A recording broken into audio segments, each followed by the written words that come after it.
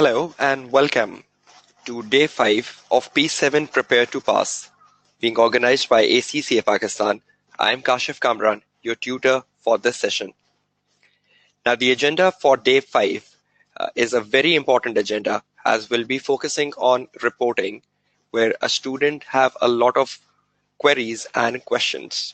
But before proceeding on with reporting, which is a significant syllabus area for P7 and a very important area of P7 syllabus in terms of your pass and fail in P7, let's first start from where we left yesterday. Towards the end of the session yesterday, we were focusing on forensic, and I just need to spend another 10-15 minutes on the procedures of forensic, so that we exit out of that topic and we start on with reporting. I want to give good enough time to reporting today, but we did most of the forensic yesterday in terms of the matters and in terms of the steps in planning. I just need to focus on writing procedures so that you become good on writing procedures. Okay, let's do that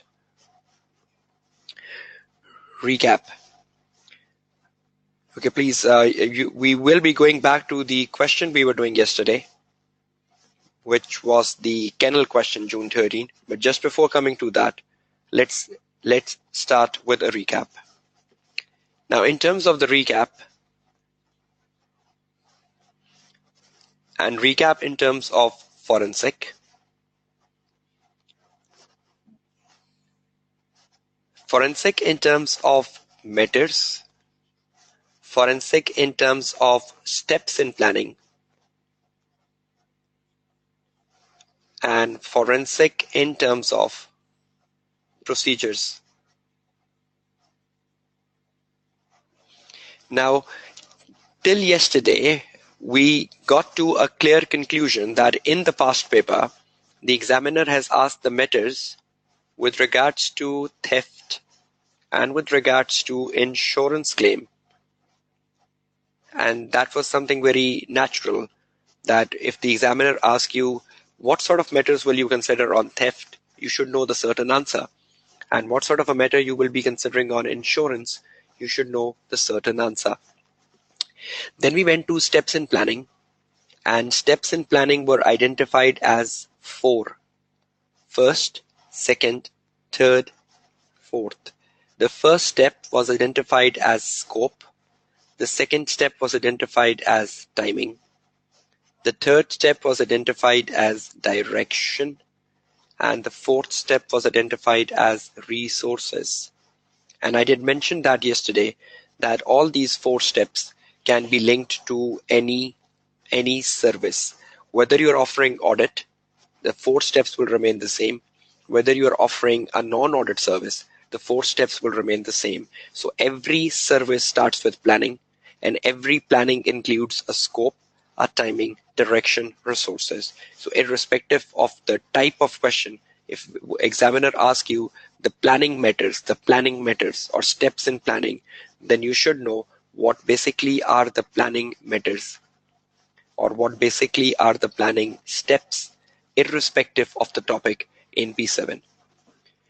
Okay, the last thing where we need to focus on procedures, and I'll do one very good exercise on procedures today for 10-15 minutes, because I want to give you a very good sense. Procedures, you must have understood by now that they come in so many questions in P7. Procedures can be in the first question. Procedures can be on forensic. Procedures can be on a prospective financial information. And procedures can be anywhere in the exam paper where the examiner asks you, recommend procedures on fill in the blank or recommend procedures on something. But the bottom line is that I want to emphasize not just for forensic, but beyond forensic. I'm taking this to my next slide because I just want to do one last and a very strong emphasis on procedures, irrespective of the topic. Let's do that quickly.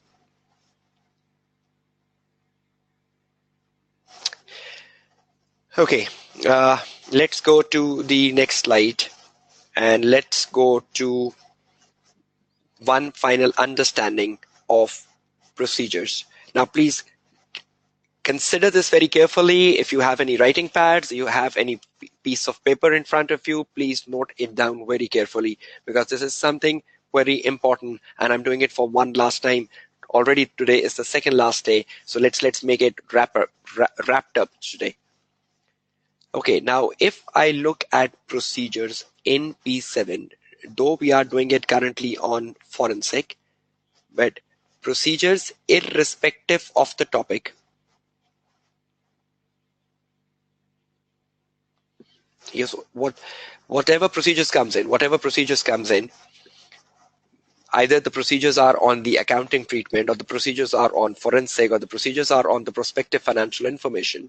What you should be clear with is that whenever you're writing procedures in P7, the procedures in P7 has to come from the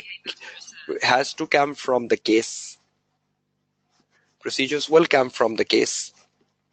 You have to involve in case, and you have to involve in case, and you need to extract the procedures.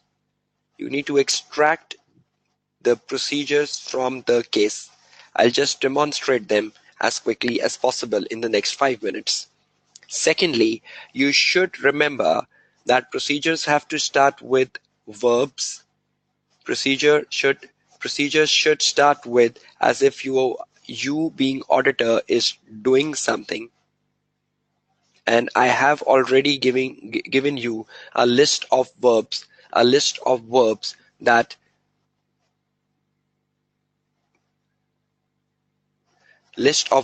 which includes in procedures. Apart from that, you should also know that procedures, whenever you are writing a procedure, you should know that procedure has a definite reason. If for example, you are recalculating something, or you are reviewing something, or you are analyzing something, you should know for what, why, or you should know to confirm what. If you review the board minutes, why? If you recalculate the finance cost, why? Well, what's your objective? What's the reason? The reason will come as something very important in your 1 mark procedure. So you should write a verb doing something. You should do something to demonstrate that you're writing a procedure. I've already given you a list of doing something on my day 3 and the reasons, right? And the last thing, you should know the marks. Every procedure carry 1 mark. Please take notes of this very effectively. This is irrespective. Wherever you get procedures, you need to stick to case, involve in case, extract procedures from the case. Then you need to apply the verb that demonstrate as if you're doing something. Then you need to write a reason for it. And then you should know that 1 procedure carry 1 mark. So you should know how many would you be writing in an exam paper. I hope this gets well with you, and you would be strongly implementing this on the day of exams.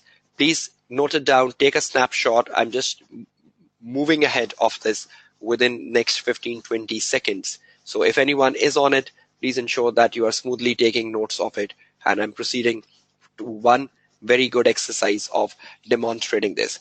Now remember the rule, and I'll demonstrate. Case, verb, reason, marks. Case, verb, reason, marks. Let's do an exercise. See how easy it is to make procedure irrespective of topic. Let's do case, verb, reason, marks. Case, verb, reason, marks. If anyone can make a mnemonic, do make a mnemonic. CVRM. Case, verb, reason, marks. Case, verb, reason, marks. Let's go down and let's start with the exercise. So if everyone remembers this CVRM, case, verb, reason, marks. Okay, let's go down and start a quick drill on it. Okay, if I go to the exam paper, we were on yesterday, and I'll take a new one as well for today to demonstrate. If all of you can see this, all of you have this handout from the yesterday's session. If I go down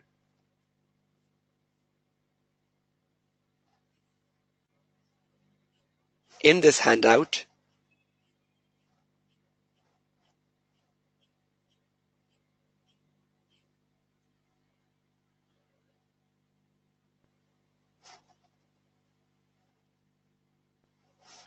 okay, if I look at this question we were doing yesterday, the kennel, where there was a theft in the company. I hope you must have read this over the day, yesterday and today, because you're very near to your exam papers. Now, what I just want to emphasize on is that in a question yesterday, we need to recommend the procedures. And we had 6 marks for writing procedures. Now, you know, case, verb, reason, marks. So 6 marks means 6 procedures. So we know the marks.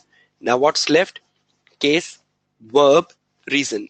Case, verb, reason. Now let's see what we have to do. We have to make procedures on what? Amount of claim. So amount of claim is our objective.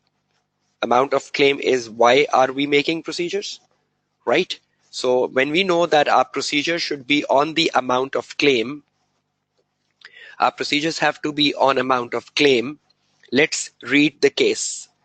The case says the audit committee of the group has contacted Kennel. The audit committee of the group has contacted Kennel to discuss an incident that took place on the 1st of June. There was a theft at the group warehouse where inventory is stored prior to dispatch to customer. See from where the theft has happened? The theft has happened from the warehouse where inventory is stored prior to dispatch to customer. That is something important. The CCTV filmed the thief loading a lorry belonging to the group, which contained boxes of the finished goods. The last count took place on 30th April. See how many facts the examiner is telling you when you involve in case. The examiner is telling you there was a theft, and the theft took place from the warehouse prior to dispatch to customer. The CCTV filmed the thief loading a lorry belonging to the group with boxes containing the finished goods. That means 2 things have been stolen. The finished goods have been stolen and even the lorry has been stolen. Thieves loading a lorry belonging to the group. So that lorry belongs to the group has also been stolen and containing the finished goods. So is everyone in agreement that 2 things have been stolen? The attendees, is everyone clear? 2 things have been stolen? Okay, good. The group insurance cover is in place, and the Kennel Forensic Accounting Department has been asked to provide a forensic accounting service to determine the amount of claim. So what we need to do, we need to determine the amount of claim in respect of the theft. The insurance cover the cost of asset. The insurance cover the cost of assets lost as a result of theft. So is there an insurance cover? Is there an insurance cover? Yes, and the insurance covers the cost of the assets, not the book value, right? The cost of the asset. How many assets have been stolen? How many assets have been stolen? 2. So the insurance covers the cost of the assets? Yes. So what can we claim from the insurance company? The book value or the cost? We can claim from the insurance company the cost, right? Not the book value. Okay, perfect. So now let's do a clear exercise. We need to work on the amount of claim, and the claim covers the cost of the assets, right? And the cost of the asset means the cost of the lorry and the cost of the finished goods. Okay, is everyone clear with that?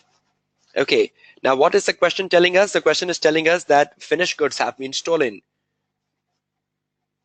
Yes, Muhammad Amir, that means theft. Okay, finished goods have been stolen. Let's see what is the finished goods here. If I go up, see what is the question telling you. In the part A, it says the company manufacture In the part A, the question says the company manufacture mobile phones and laptops.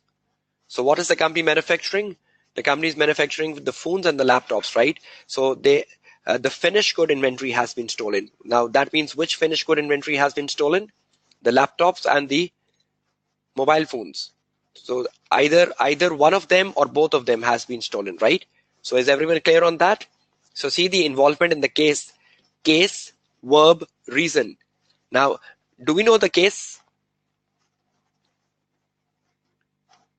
Do we all know the case? What has been stolen? And is there an insurance cover? Is there an insurance cover? And the insurance covers the cost of the asset. So once we know the case, now let's go back and let's do a very good exercise on that. What have we learned? Okay, this is something very exclusive I'm doing for the webinar attendees. This is this CV case, verb, reason, marks. Now we know the marks, right? How many marks?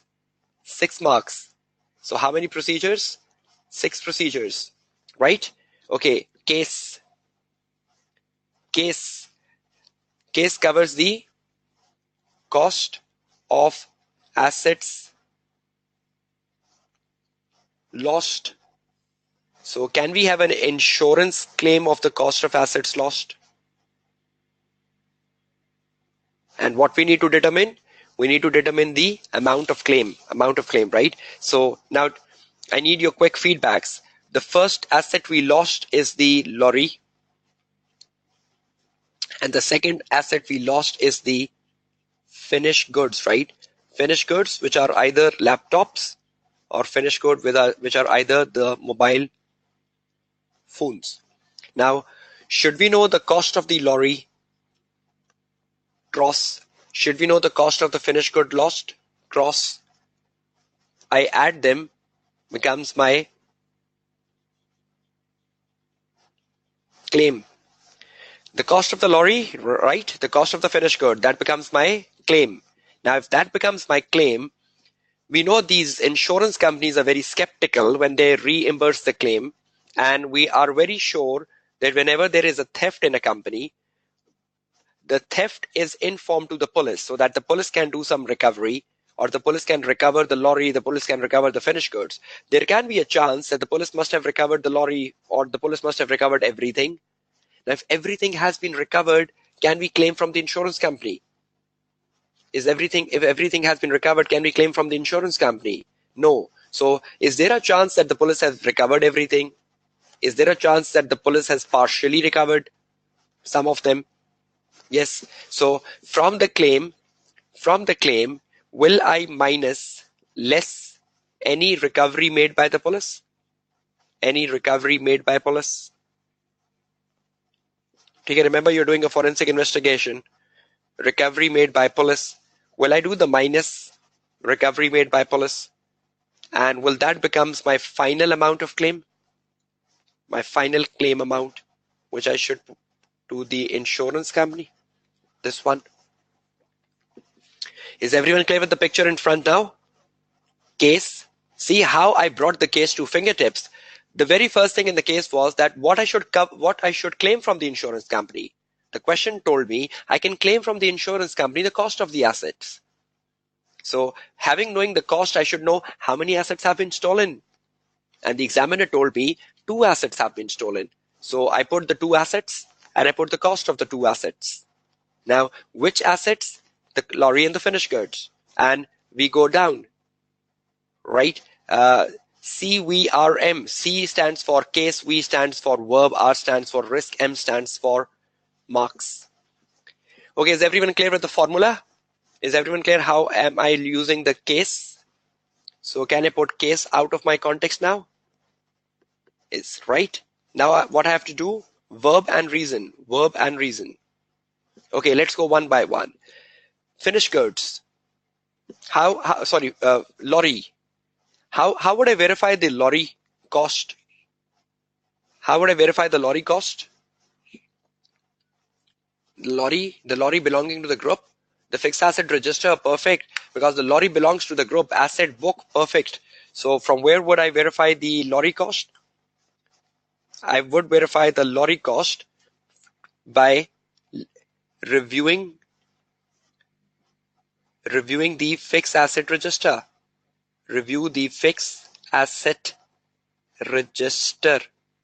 So what is the reason? The reason is review the fixed asset register to confirm the cost of the lorry. I can even review the purchase invoice. Muhammad Abidi, perfect. I can even review the purchase invoice. I will know the cost of the lorry. I can even review the fixed asset register, and I will know the lorry cost. So is that my one procedure now? Lorry, cost of lorry. So should I put this cross here? Okay, next. Recovery made by police. Should I discuss with the audit committee whether any recovery has been made by the police? Is that a good procedure? Should I discuss with the audit committee that whether the police has made any recovery? Yes. So can I write my procedure here? Discuss with the audit committee. Discuss with the audit committee whether any recovery has been made.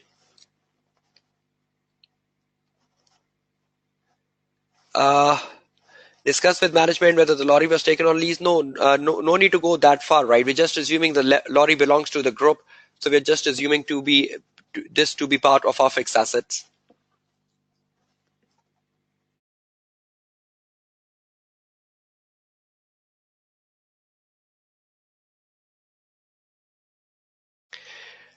Okay, so we will discuss with the audit committee, right? Any recovery made, discuss with management whether any action has been taken to recover. Yes, that Amaduddin Mughal, that's perfect. So you're getting down with procedures perfectly now. That's good to see. Good to see.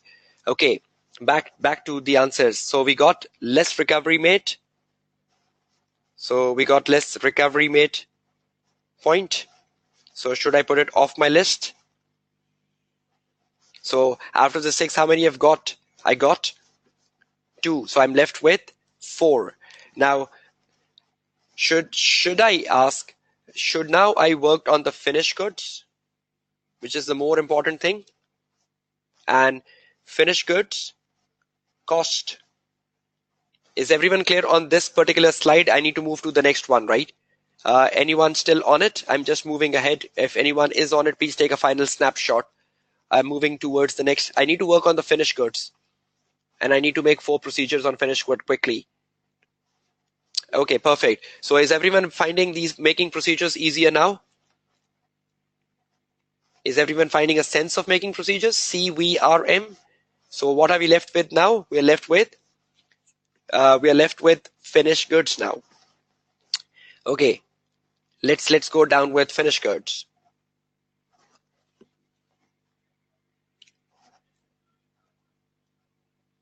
Okay, finished goods quickly. If you look at the finished goods and we look at the cost of finished goods, we have to make 4 procedures on the cost. Now see how easy that is. First of all, I should know the cost of, to find the cost of the finished goods, I should know the quantity stolen multiplied by the price per unit. Is that the right formula to find out the cost?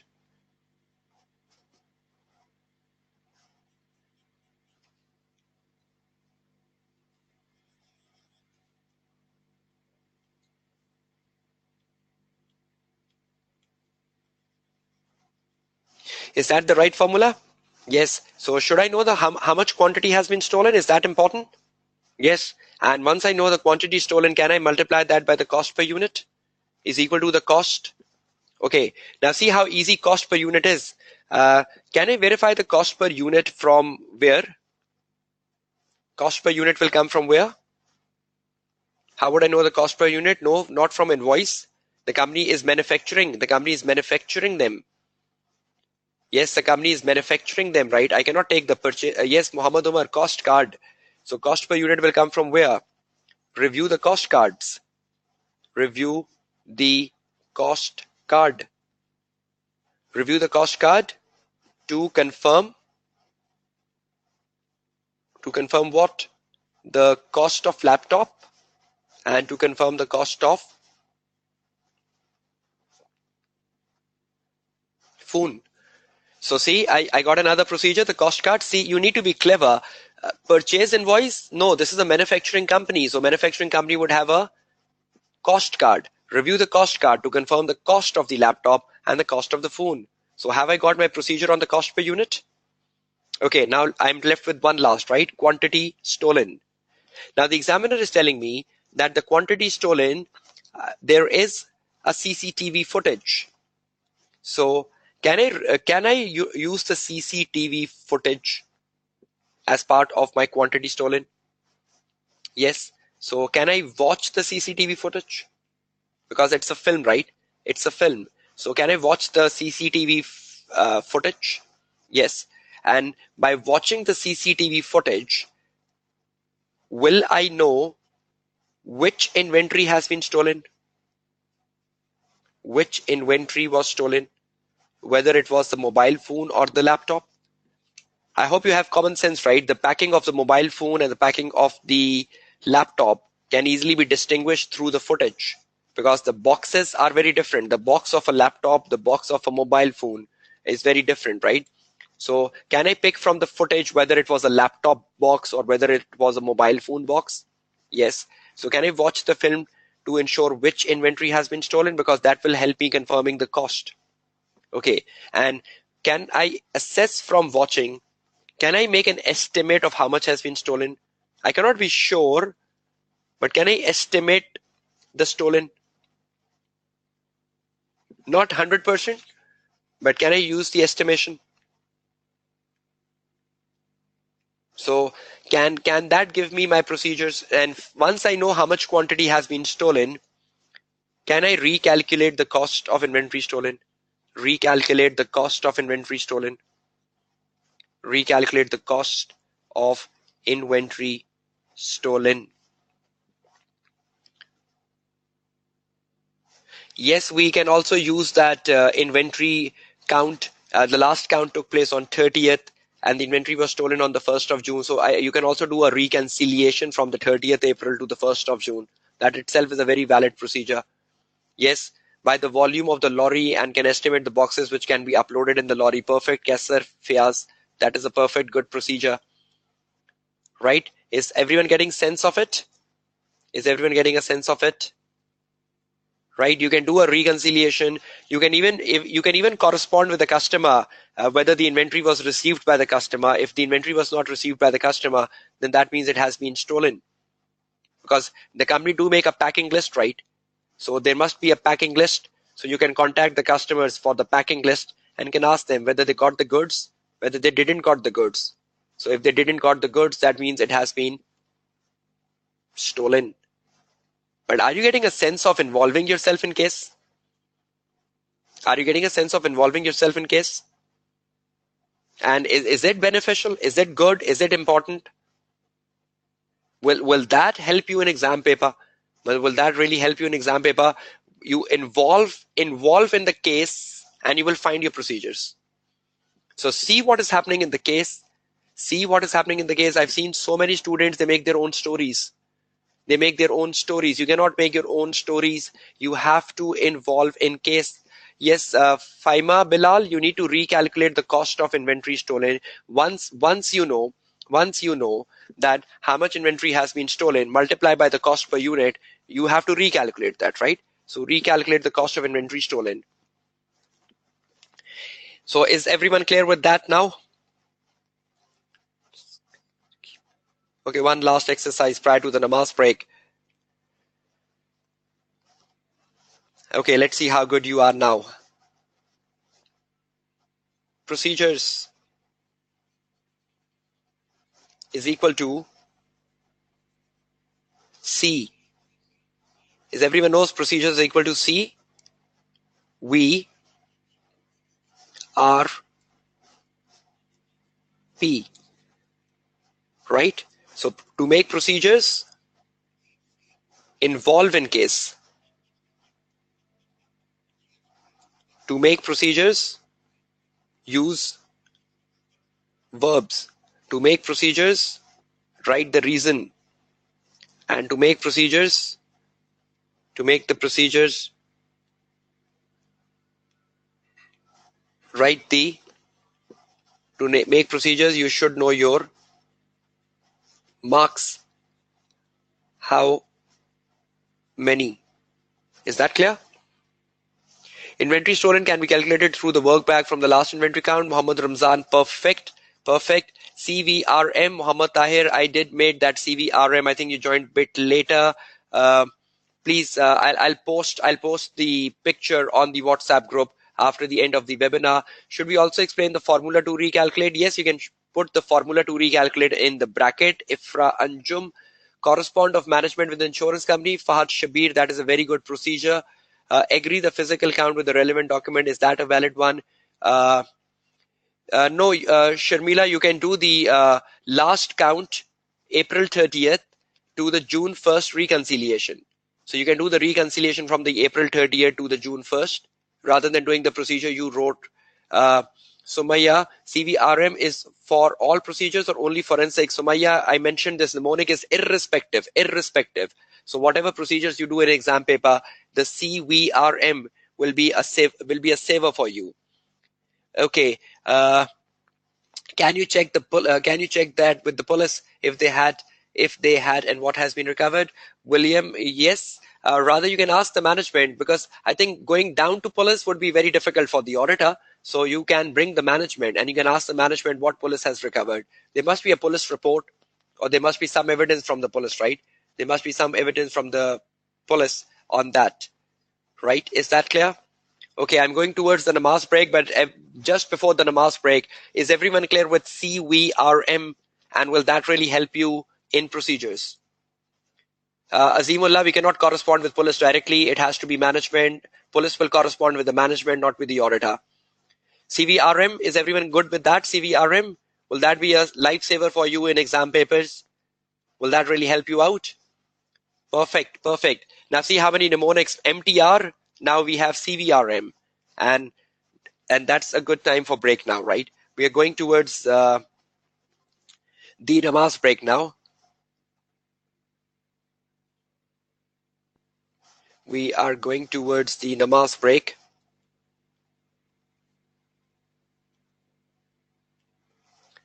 Okay, we're taking the prayer breaks. It's 6:35 approximately PM Pakistan Standard Time. We'll be back approximately 6:45. It could be plus minus 2, 6:45 PM Pakistan Standard Time. And post break, it is reporting. So please be in the session, because we'll be starting with something very, very important where you need to be very good at, right?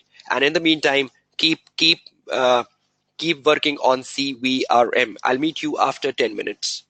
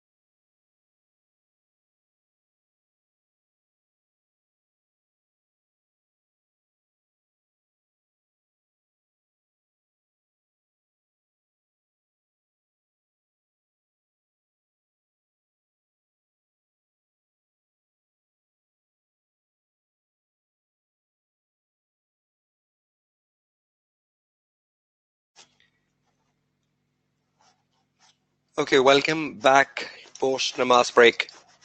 Now the agenda has to be reporting, and just before starting reporting needs to make something very clarified. Now during my reporting concept building, which is a very important area to P7, first of all, I'll prefer that you keep your question answer session to the topic and don't just start making myths and assumptions and philosophies around the particular topic. You might be getting the answer of your query within my concept building. So I'll prefer first concentrate on the concept building. And if you have any particular queries, keep posting them after like half an hour or 45 minutes. I hope within that span of time, a lot of queries will be mitigated. And again, queries should be on the subject, and queries should not involve your own assumptions, myths, philosophies, because what I'm trying to do is I just need to bring you closer to exam paper, and I just need to make things in the context of exams rather than making things in illusion and on assumptions. I hope that is clear with everyone, and let's start with the last topic of this webinar, which is now to focus on reporting. Now, towards the day 5, which is a very important day, we are finally into it, and we're starting with reporting, which is such an important topic. In terms of reporting, as with every topic, there are questions which are session questions, there are questions which are home questions, and you have ample amount of practice material. You have like 3 questions in session, 2 at home. In all, you have 5 questions to practice, which is ample amount of practice ahead of your exams on 5th of March. Okay, the article supporting this. The article supporting this is the new audit report. The new audit report article will support your learning. And then there is another very important article which says audit reporting and update for P7 students on CAM, key audit meta. Please do read both the articles so that you have a very good knowledge on the subject matter prior to attempting your exams, because both the articles address the new report which you will be looking for in your exam paper.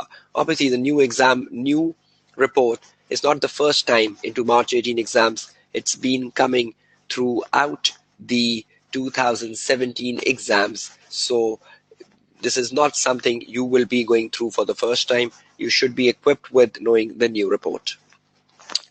Okay, so these articles will support your knowledge. Please do read them. These are mandatory, these are must.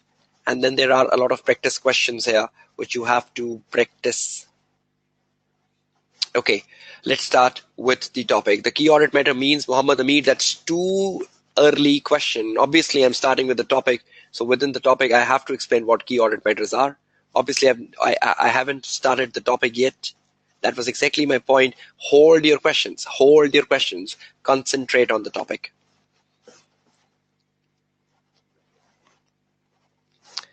Okay, now try to understand things systematically and properly. The very first thing P7 students should know when they are appearing for March 18 exams, that what are fundamental changes to the new report. If I need to make it specific, I'll say there are 4 changes to the new report. Number 1, the format. The format of the report has changed, and the P7 students, you should be equipped with that. Number 2, there is an ACCA which has been introduced for the first time, which is known as ACCA 701, which looks after key audit matters, CAM. And I've just shown you on the last slide that the examiner has written an article on CAM. So that is a very emphasizable area of P7, right? So format has changed. One thing has been introduced, which is known as CAM, and I'll try to emphasize on CAM in terms of that. The third thing is ACCA 720. ACCA 720 was there in the older report as well, but something has changed in ACCA 720. So we have to see what has changed in ISA 720. And the last thing is the ISA 570. The ISA 570 is the very important change to report, and that report change is the going concern. There has been some fundamental changes in going concern. Now, those of you who are repeating P7 must know that going concern has been a very important area of the past exams, and you should be very good on going concern. So 4 changes, right? The ISA 700, the format, the ISA 701, the key audit matters, ISA 720, the other information in the document containing the financial statement, and ISA 570, reporting on going concern. Okay, let's move down with the 4 changes. IFRA, irrespective of being tested, I'm just guiding you on what are the 4 major changes in the new report. I am still to give a verdict on what is high likely from reporting in March 18 exams. I'm just first guiding students on what are 4 fundamental changes, irrespective of whether they have been tested or not. Okay, out of the 4 fundamental changes, let's go down first with the format.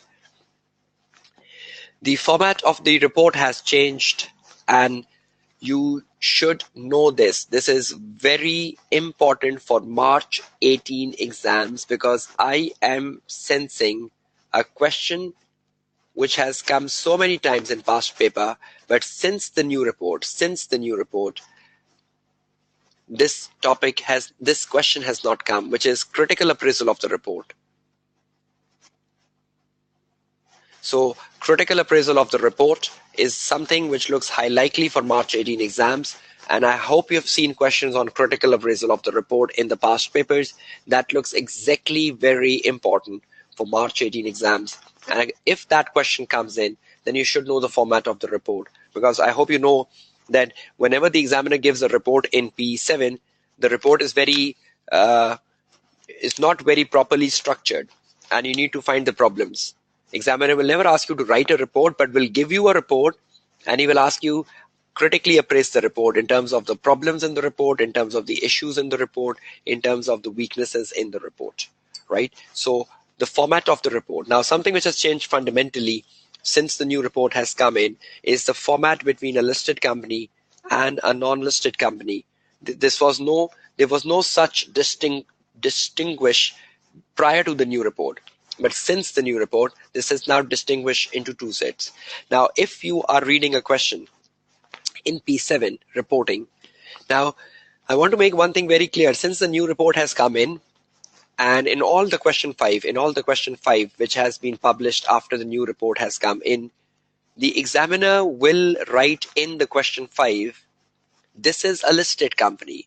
The examiner will even write in question 5, this is not a listed company, because that shows both companies now have something different in terms of report format, right? So you need to be very clear on, if the question says this is a listed company, then you need to follow this. If the question says this is not a listed company, then you need to follow this. So is everyone clear with that? I hope you know that the examiner at times even don't tell you whether the company is listed or not. But in the question number 5, the examiner is now doing that very specifically. The examiner is doing that very specifically. The examiner will tell you this is a listed company, and the examiner will tell you this is not a listed company. So please be very critical of that, because that will change many things. Okay, now irrespective of whether the company is listed or not, there are so many similarities, right? Opinion. I hope all of you remember opinion has been a very big change. Opinion was in the report, but in the new report, the opinion has become the first para. So your report will start with opinion para. And after the opinion will come the basis. So normally in the old report, we used to have basis first and opinion after. Under the new report, which you will have to do in exam paper, opinion will come first, Salman Ali, that's exactly my point. Since the reporting question has changed, the examiner is putting that very specifically. This is a listed company, this is a not, so you cannot take any assumptions. That assumption can be taken in rest of the P7 paper, where the question is silent. We normally assume the company to be non-listed. Okay, so opinion comes first, basis comes after. Then see the next paragraph. MU means the material uncertainty relating to going concern. See, that is the para 3 in both the listed companies and the non-listed companies. Now, you need to understand one thing.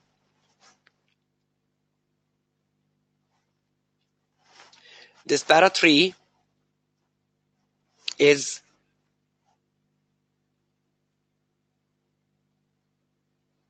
conditional. Conditional means what? If the conditions are met, the para 3 will come. That is MU, material uncertainty relating to going concern. And if the para 3 will not come, if the conditions have not been met. So is everyone clear with that conditional word there? Conditional means the para 3 MU, material uncertainty relating to going concern, have some conditions. If the conditions are met, you will add the paragraph. If the conditions are not met, you will not add the paragraph, right? Fourth, in the case of the listed company, can you see a very visible thing here known as CAM? And in the case of the non-listed company, you can see EOMP. See, that is a big change. That is a big change. So far, everything was same between listed and non-listed till the time we came to the fourth para.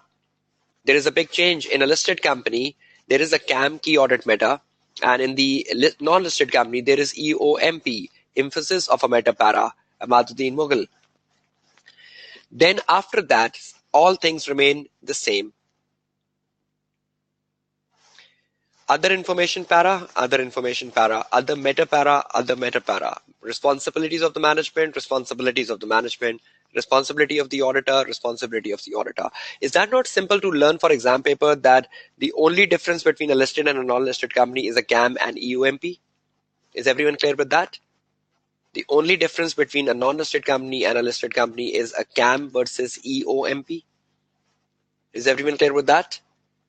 The attendees, your enthusiasm, yes, no answers. The only difference between a listed and a non-listed company is CAM and EOMP. Rest, both the reports are the same, right? Rest, both the reports are the same. Perfect. Okay. Now, is everyone clear with the format? So is it easy to remember that for exam paper, the format of a listed company and the format of the non-listed company is perfectly the same with the only one difference, which is CAM and EOMP, right? So let's go down with the second thing. If you're clear with the format, now let's do a quick exercise. If you know the format, now we need to focus on something which are important in the report. Now, what is important in the report?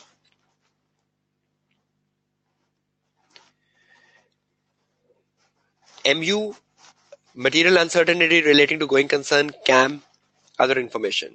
You should know this three very well for P7. You should know these three very well for P7. And on the other side, the same three. So to be good on P7, what you should know MU relating to going concern. Yes, the sequence is very important. CAM, you should know other information. And in the case of a non-listed company, you should know MU relating to going concern, EOMP, and other information paragraph, right? So let's start finding a quick exercise on each one of them. Okay, let's do a quick exercise.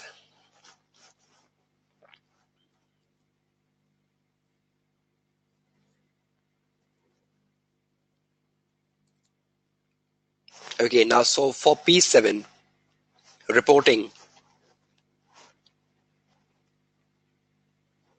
fundamentally, I should know four things. I should know opinion. I should know MU relating to going concern. I should know CAM. I should know EOMP, and I should know other information. So let's make a final look for P7, and I start with one by one. What you should know to be good on reporting question, right? To be good on the reporting question, you should first know the opinion. And how many types of opinions are there? Number one, an unqualified opinion. Number two, the qualified opinion. Number three,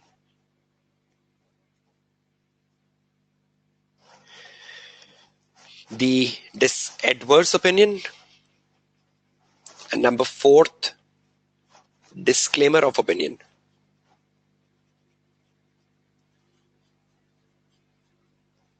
Right? Is that true? Four, right? Second, what second we should know for P7? We should know material uncertainty relating to going concern. Material uncertainty relating to going concern. Okay. Now what we should know for material uncertainty relating to going concern? We should know that material uncertainty relating to going concern is conditional. That means we should know the conditions. We should know conditions. Because if you don't know the conditions, how would you know whether a MURGC will come or not? Right? So we should be looking at the conditions. What are conditions for MURGC? And thirdly, we should also know that the MURGC is both for listed companies as well as it is for the non-listed companies. So irrespective of the company, it will come, but you should know the conditions, right? Third, what we should know is we should know CAM. Now, whatever CAM is, I need to explain that, but CAM will only come if the question says it is a listed company. Is that true? CAM will only come if the question says it is a listed company, right? CAM will not come if the question says it is not a listed company. So what is the first important thing for CAM? The company has to be listed, right? Then next, we should know what CAM is. What CAM is. So I have to explain that.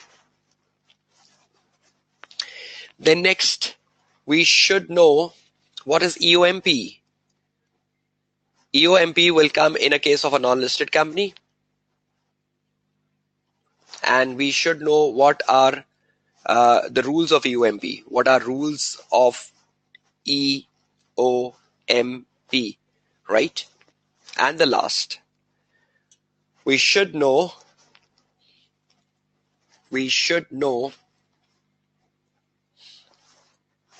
other information. We should know that other information will come when. Other information is what? And other information, I'll just tell you, but I'm writing one thing here to complete my chart, that other information is non-conditional. This will come in any case. There is no conditions attached with other information. This is non-conditional, and this will come in the listed company, and this will also come in non-listed company.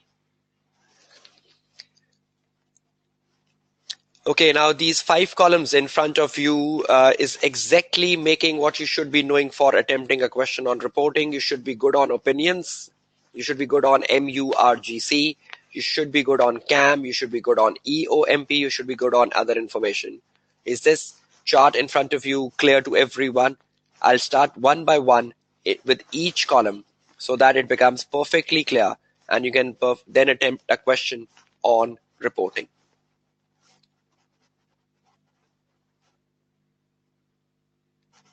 Okay, let's move ahead. The next thing. Now, the first thing we should focus on is Going concern, MURGC. Before I come to opinion, right? I'll do opinion towards the next half an hour, but I first need to focus on the MURGC, the CAM, and the emphasis of a meta paragraph. Okay, now see what exactly has to be done for P7. Please remember one thing, that you should look at the case.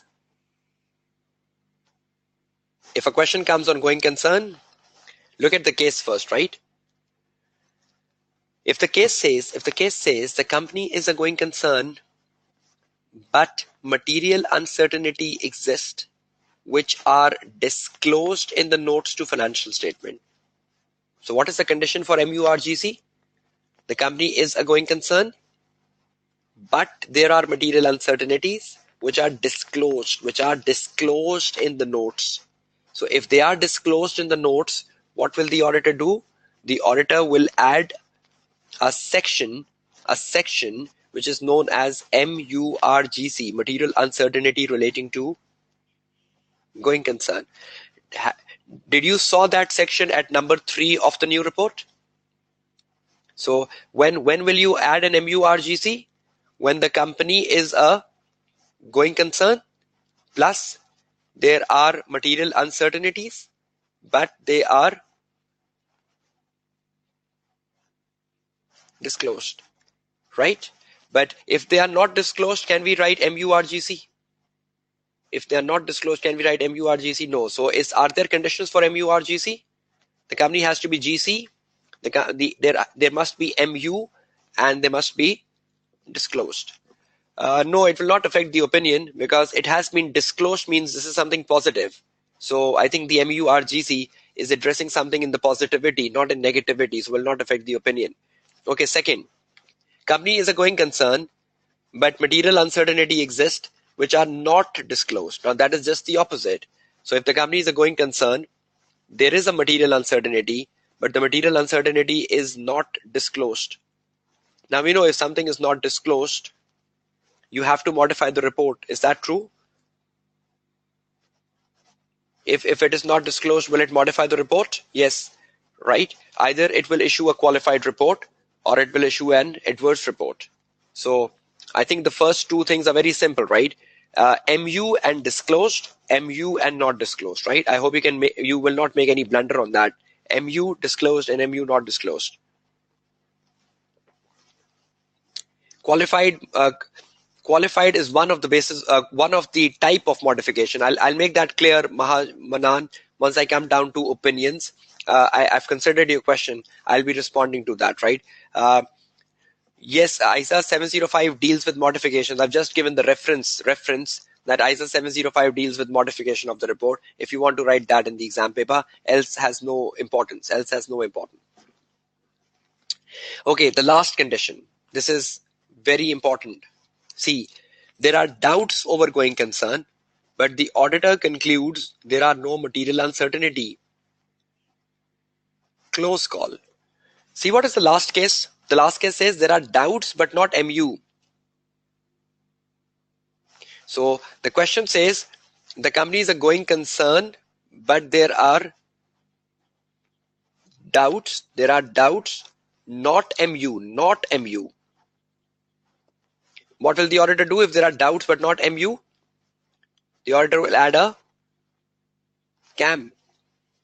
Now you should know doubts are what? Unless and until, how will you pick them from the exam paper? These are doubts. That means the student should know what is the difference between material uncertainty. What is the difference between material uncertainty and doubts? Is that true? Should you all know what's the difference between material uncertainty and doubts?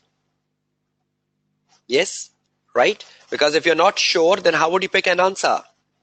Now tell me, the last equation, will it only come for the listed company? The last equation. Will the last equation only come for a listed company? Yes, because it says CAM, and CAM is only for listed company. The first two conditions can be for listed and non-listed. The first two conditions can be listed and non-listed, and the last condition is only for CAM, and CAM means listed. So if there are doubts but not MU, you will find this equation where? You will find this equation in listed company. Okay, let's do a case.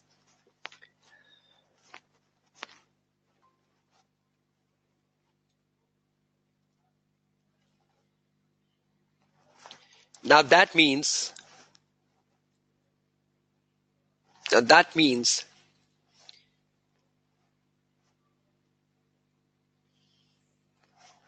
there is one thing known as MU.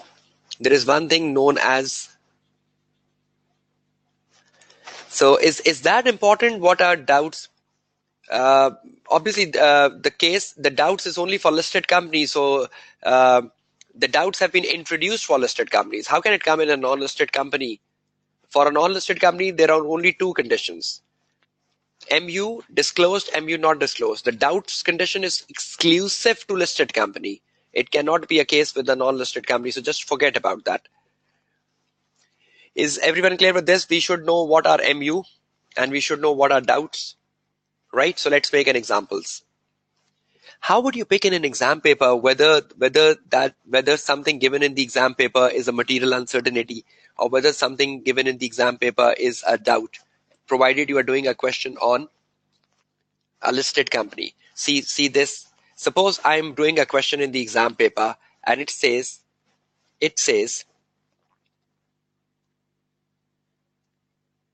the company is listed. Now, if the company is listed, I have to be very careful, because if the company is listed and there are doubts, what should I do?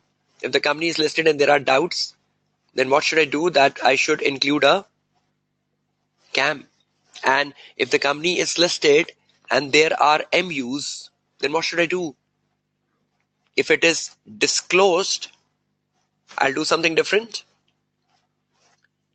And if it is not disclosed, I'll do something different, right?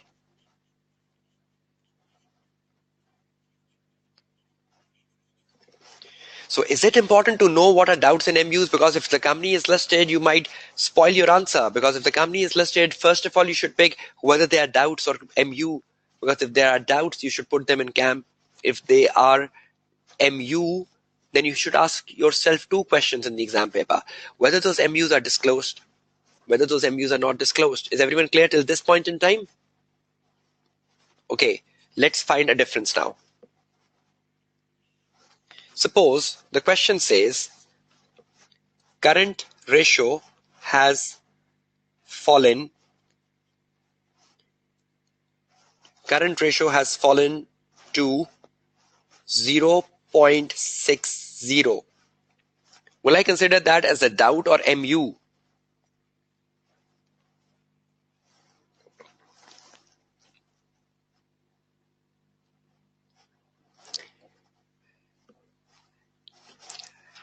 I'm only getting one right answer, two right answers now, 3, 4, 5.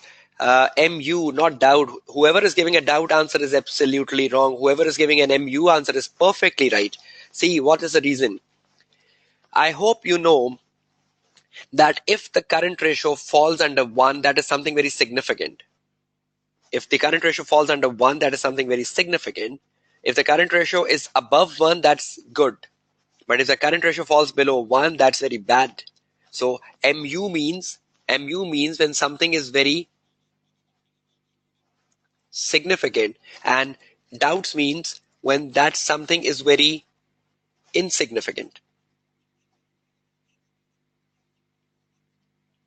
Now, current ratio has fallen to 0.6. That is such an important thing. So I have to consider that as MU. I cannot consider that as a doubt. Second, company has now become loss-making. Company has now become loss-making. Will I consider this as an MU or doubt? Will that I consider that as MU or doubt? Again, those of you are saying doubt. Again, you're doing the same mistake. Company has now become loss-making. Is that not something significant? Is that not something significant? The profit of the company has gone down. The company has become a loss-making. Yes, it has to be considered as MU. MU is something very significant, something very dramatic. I hope you know the meaning of the word dramatic. If something has dramatically changed, then it has to be considered as an MU. And if something has changed, but not dramatically, it will be considered as a doubt. Is everyone clear with the first two examples? I need to move ahead now. I need to move to more examples so I can quickly make another 5 minutes list on doubts in MU. But please remember the rule of thumb. Anything which is dramatically changing is a MU, and anything which is changing but not dramatically is a doubt. If it is a loss on the very first year, is it significant?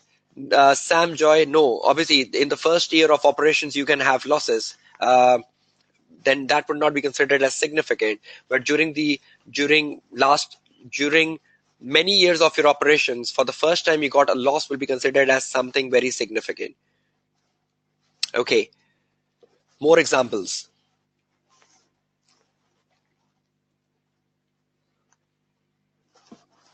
Okay, let's take some more examples of it. MU, doubts.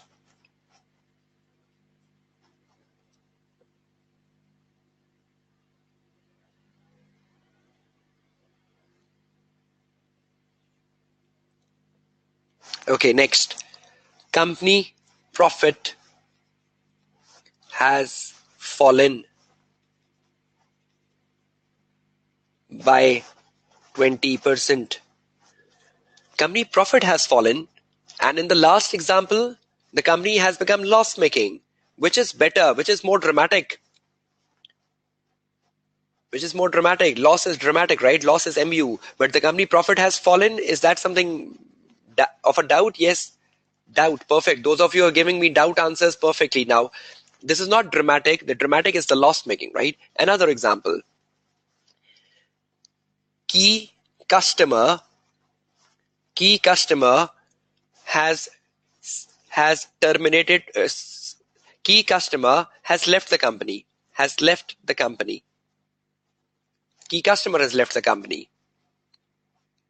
Key customer, emphasizes on key. Key is dramatic, but that means the customer takes most of your sales. Yes, the key customer is MU. Okay. The company has lost 3 of its 100 customers. The company has lost 3 of its 100 customers. Doubts. Perfect. Are you getting some track now? The panel, the attendees, are you getting some track? So if something is dramatically changing, that has to be considered as an MU. But if something is changing, but not dramatically, obviously it has to be considered as a doubt. 20% profit fall is not significant, Muhammad Shahrukh, if I compare that to a company converting from profit to loss. So what is MU, what is doubt has to be in comparison. The profit is falling, but if the company becomes loss-making, I think falling profit is a doubt, but the company becomes loss-making, against that is a significant, is a material uncertainty. Is everyone clear on that list? So is everyone clear on MU and doubts? So if there are doubts, what will you do? If the company is listed, what will you do with doubts? Cam, perfect. Okay, that's good. That's very good of your participation. Okay, let's take a step ahead now into the next thing. Okay, so that means you are now very clear on MU and doubts. So let me make me one final picture. Now I hope this slide in front of you is very clear. If there is a MU which is disclosed, you will add MURGC. If there is a MU which is not disclosed, you will be modifying the report. But if there is a doubt, then you will add a CAM. Perfect. Let's find the next thing. Okay, now apart from knowing the MURGC, which is such an important area, let's find what is CAM. Please listen to me on CAM very carefully, because if you are preparing for March 18 exams, CAM is very important. I have a sense, a feeling that CAM is very, very important for March 18 exams. You might get a question on a listed company.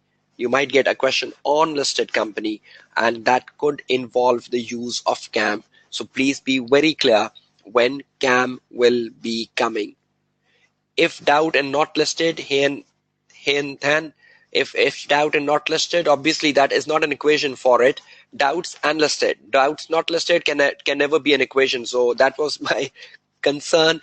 Don't make your own formulas. Only make the formulas which is in the uh, which is in the auditing standards. So the auditing standard says doubts and a listed company. It does not say doubts and a not listed company. So how can an examiner gives you that equation? Okay, let's find CAM. And is everyone clear with my words that CAM is very, very important for March 18 exam? So please take it very carefully. I'm making rules for CAM and I'll do an exercise with you on CAM. Unfortunately, the papers uploaded on ACCA website, because since these hybrid papers, the CAM question has not been uploaded yet, though it has come once in the past paper, but it is not the uploaded version. So in the absence of that, I had made my own question on CAM, and I'll be sharing that own question of CAM with you in the webinar today. Yes, the Fahad Shabir CAM has come in past paper, but the paper has not been uploaded. Okay, let's see what is CAM. It is imperative that the candidates can identify CAM that are required to be disclosed in the audit report, right? So what is the examiner saying you? The examiner is saying you should identify CAM. You should identify CAM that are required to be disclosed in the audit report. Identify from where? Identify from the case. So when you're reading the case as a student, it is imperative that you can identify the CAM which is to be disclosed in the report. And that case would be a case on a listed company, right? Okay. P7 question. P7 question may require a candidate to determine whether a transaction, whether a event, or whether a issue arising during audit give rise to CAM. So what can be in a case? It is saying P7 question may require a candidate to determine whether a transaction, event, or an issue arising during audit give rise to a CAM. So in a case, there could be a transaction. In a case, there could be an event. In a case, there could be an issue, which you have to identify, either that is a CAM or not. So is the examiner giving you a very clear focus what he expects from you?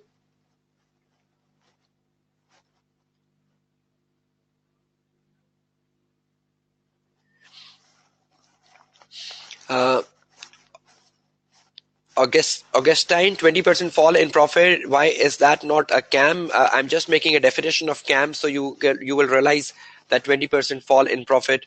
The 20% fall in profit was a doubt, right, Augustine? Sorry, 20% fall in profit was a doubt. So that was the doubt on the going concern. So if it is a doubt on a going concern, you will include that as a CAM.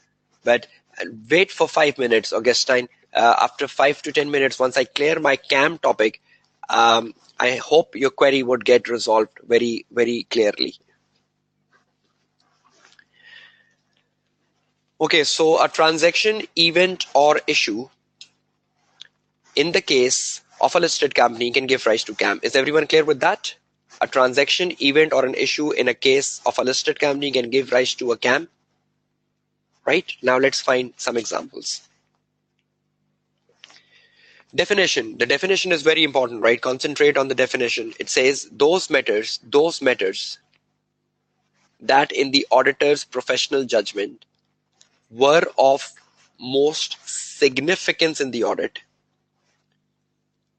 Now, I hope being P7 students, it says were of most significance. Now, what most significance means? It's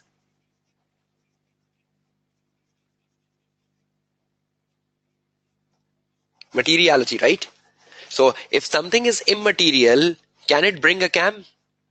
If something is immaterial, can it bring a CAM? No. So what's the first rule? For a CAM, the matter has to be significant. For the CAM, the first rule is it has to be significant.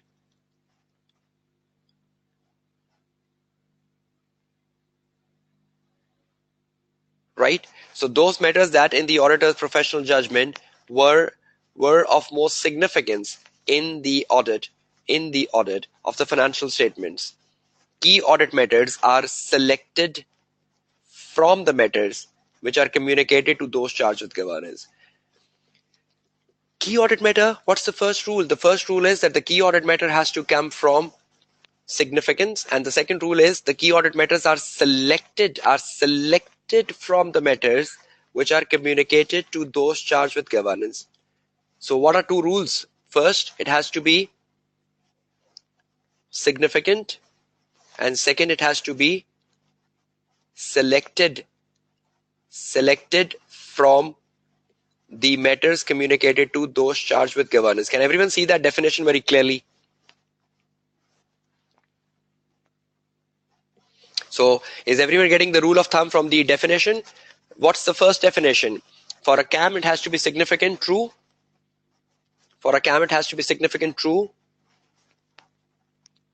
Please, Farooq Maqsood, Muhammad Amir, Augustine, all your queries on CAM will be addressed in 10 minutes. You will see yourself and your answer will be mitigated.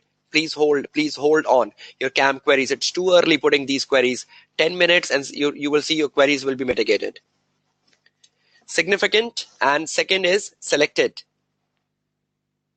Right? So let's do now an exercise. Just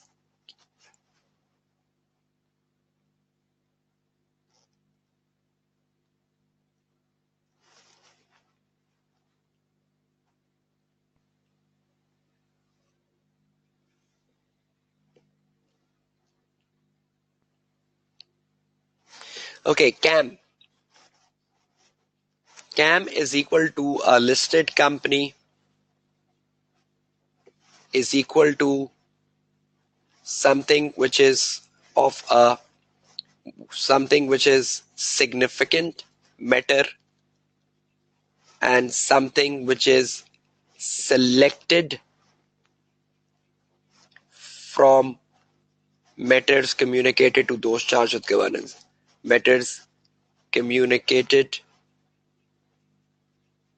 to those charged with governance. Have we reached that point so far? Everyone agrees with that equation now. CAM is equal to a listed company is equal to a significant matter is equal to selected from a matter communicated to those charged with governance. Right? So that is exactly where we are now. Now, significant matters, 3. You got that from the examiner, right? Significant matters in terms of an event, significant matters in terms of an issue, significant matters in terms of a transaction. Everyone remembers that? The significant matter means event, the significant matter means issues, the significant matter means transaction, right? So significant matter. And what does significant means? Something which is material, right? And what's the second thing? It is selected. It is selected from the matters communicated to those charged with governance, right? Okay, let's take one step ahead now.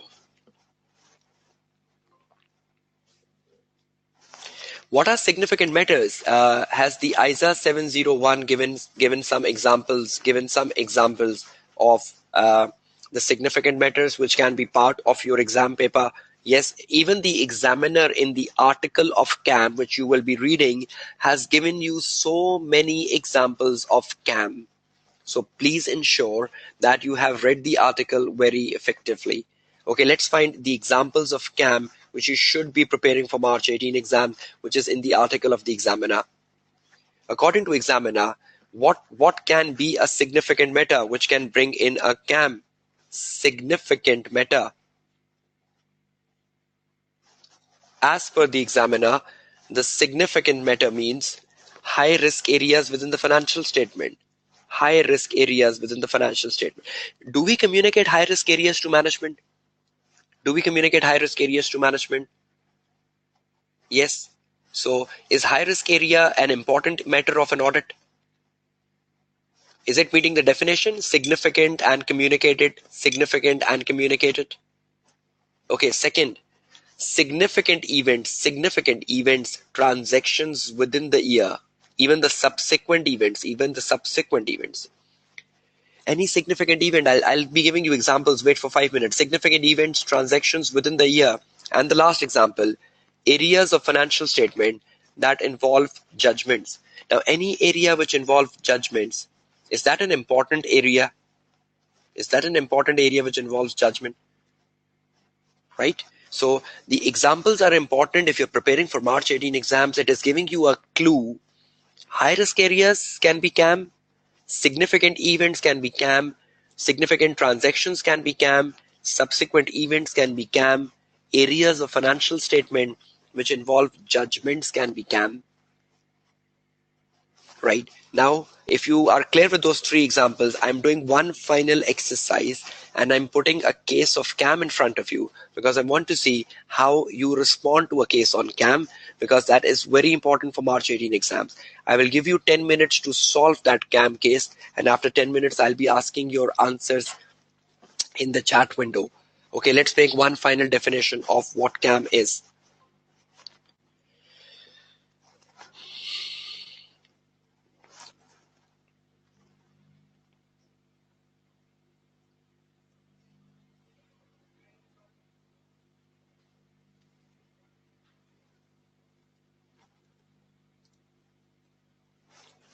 Okay, one last example, right? Suppose there is a significant matter.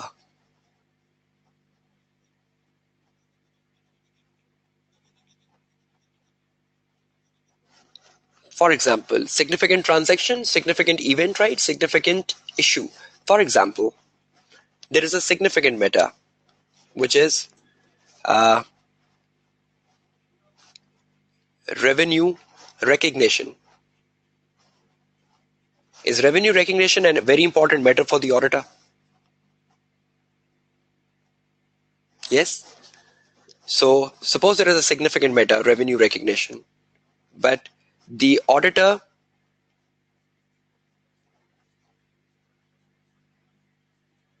gathered evidence on revenue recognition, and he thinks that the revenue recognition is wrong, and he concludes that the revenue recognition is right.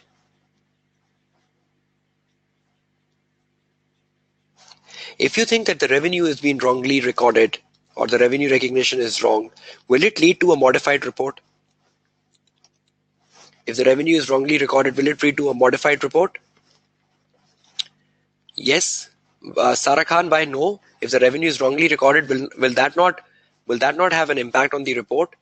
If the revenue is wrongly recognized, will that not lead to a material misstatement? Yes.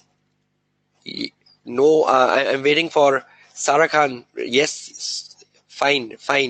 Obviously, when it is wrong, how can you say no, right? I hope you're getting the right answer. Yes now, and twice yes. Okay. Conclude wrong. So will that lead to a modification of the report? Now, be logical. Yes, obviously, if the amount is material, Fahad Shabir. Revenue is material by amount. Revenue recognition. Revenue is the top line. How can it be immaterial? Conclude. So that means if it is a significant matter and the significant matter is being on the wrong side, and the significant matter is a problem, or significant matter is an adjustment, will that lead to a CAM? Will that lead to a CAM? No, if the significant matter, right, if the significant matter is a wrong issue, if there is an adjustment, suppose the management has not recorded a share-based payment expense. If the management has not recorded a share-based payment expense, will it lead to a modification or a CAM?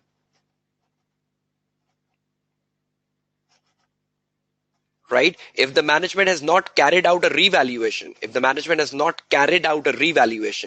will it lead to a CAM or a modification?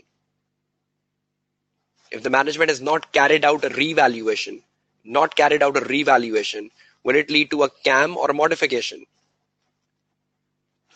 For any negative things, CAM cannot come, right? For negative things, CAM cannot come. If the examiner says share-based payment expense has not been recorded, you cannot put CAM.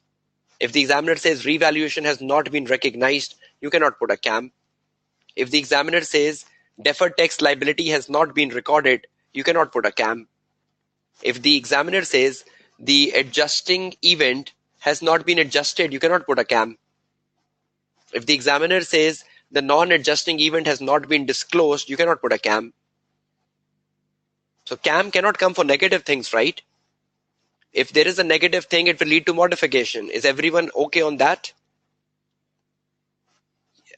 If there is a negative thing, will it lead to modification? Yes. So for a negative thing, can we write a CAM?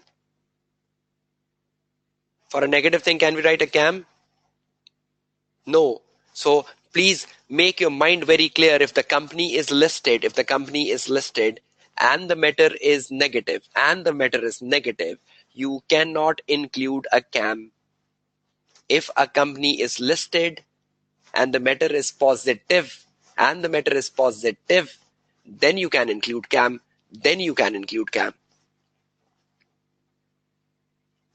See this. Giving you one last example, because there are so many myths with CAM and so many myths you keep making on CAM. Let's do one final example. I think this will clarify, and I need to put a question in front of you which is very, very important. CAM. First condition, CAM, it has to be listed company. Now, if CAM is in a listed company, suppose you communicate an issue to those charged with governance, and the management resolve the issue, and the management unresolve the issue. Now, if you communicate a problem to management, suppose you go to the management and you tell management that the revenue is not rightly recorded, and the management says, okay, I rectify it. And you go to the management and say, no, the revenue has not been recorded. And the management says, no, I'm not adjusting it. Can those be the two outcomes? If you go to the management might resolve the problem and the management might say no. Can that be the two outcomes if you go to the management generally? Now, if there is an issue and the management resolve it, will that resolution make the issue positive? And if you go to the management and the management says, no, I am not resolving it, will that lead to the issue becoming negative, and the negative issue becomes modification, depending upon the materiality level? Please listen. Please visualize the flow chart. If you communicate a problem to the management, can the management resolve the problem? If they resolve the problem, will the issue become positive because they have resolved it? And if the management fails to resolve, will the issue lead to modification? Yes. Okay. Now make a rule. CAM is for a listed company. Communicate an issue. And if the issue becomes resolved, it's positive. And if this issue was significant, obviously it's very logical that you communicate significant issues to management. You don't communicate insignificant issues to management. If you communicated a significant issue to the management, is that meeting the definition? Significant issue to communicate it to management. And if the significant issue communicated to the management becomes resolved, it becomes positive. Positive is equal to, I hope you're clear, because this is a final formula now. If there is a significant issue, The significant issue will first be communicated to the management. True? A significant issue will first be communicated to the management. Is that true? Significant issue will first be communicated to the management as a rule of thumb. Is that true? And if a significant issue is communicated to the management, can the management resolve it or not resolve it? Can we expect both the outcomes? Can we expect both the outcomes? Yes. But if the management resolve it, will it become something positive? And if it becomes positive, then that is a CAM. That is perfectly a CAM in a case study. That is perfectly a CAM in case study. I hope I cannot make much refinement of the formula now. I hope this refinement is working with you. Muhammad Amir, that is exactly what I need to answer. Wait for 5 minutes. Muhammad Amir, I'll address you once I answer. Muhammad Amir, I'll address you once I answer, but just wait for 5 minutes. Okay, and if you communicate a significant issue to management and the management is unwilling to resolve it, will that lead to modification? So is everyone clear with the flow chart right in front of your screens now? Will you do blunders now with CAM? I hope so. I hope so. I hope that no remains no in the exam paper as well. Okay, one final structure, and let's see how would you react on a case, because so many no's coming in. That means all of you are saying we will not make blunders, but let's see how you go down with my case study just in next 2 minutes.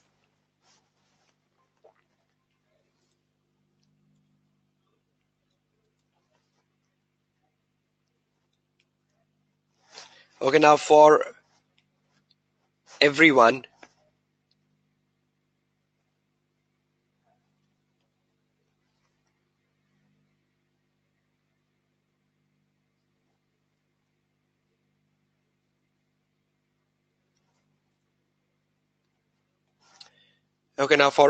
right? This is one final exercise I'm doing on CAM.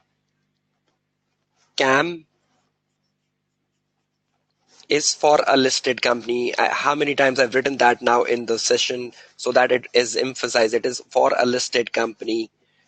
Then next, the matter has to be significant. And does everyone know the matter? The matter can be a transaction.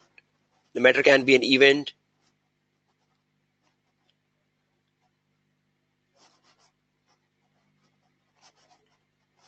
Sharmila Siddiqui, if the matter is significant, obviously it has to be communicated to those charged with governance. I didn't use the word management. You are using the word management.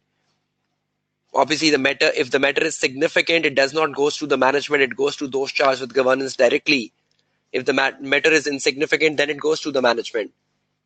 So TCWG is the board of directors, is the audit committee. Please have common sense of raising questions. Okay, so the matter has to be significant, and everyone know what matter is? Yes, matter is event, transaction, or event. Perfect. Okay, second, the matter has to be significant and it must have been communicated to those charged with governance. Sharmila Siddiqui, those charged with governance. The matter has been communicated to them. Okay, matter is significant and the matter has been communicated to those charged with governance. Third, the matter has to be resolved, or the matter has to be positive matter. If it is a significant matter, if it has been communicated to the management and it has been resolved, this plus this plus this plus this is equal to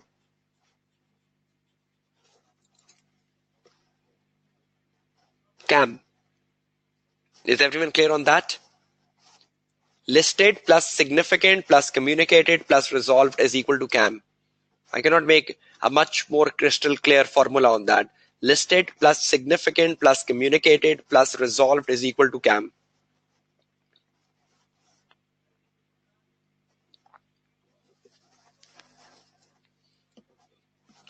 Okay, now if you think you have got my formula crystal clear, let's see how you react to my case study.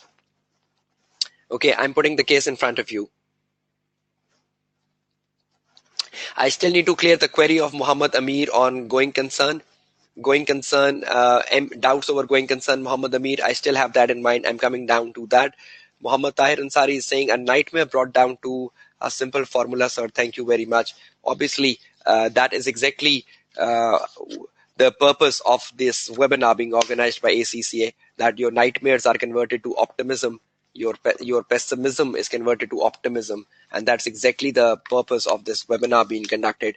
I hope you have started to feel the optimism for 5th of March rather than pessimism for the 5th of March. How many of you are optimistic now for 5th of March before I put the question in front of you?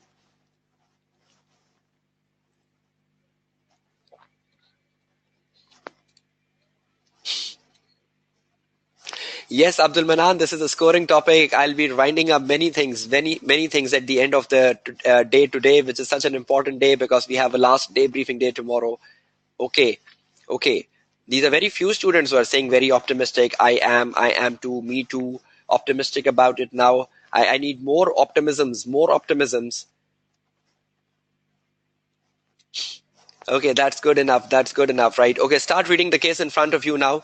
You must be having this resource provided to you by ACCA, the case on audit reporting, which is right in front of you. Please read it. I'm giving you 5 minutes. Read it and remember the rules, right? What are rules? Listed, significant, communicated, resolved is equal to CAM. See if you can apply the 4 rules to this case. Start reading it. After 5 minutes, I'll interact. I hope you have this case with you and you can scroll the case down, screen down.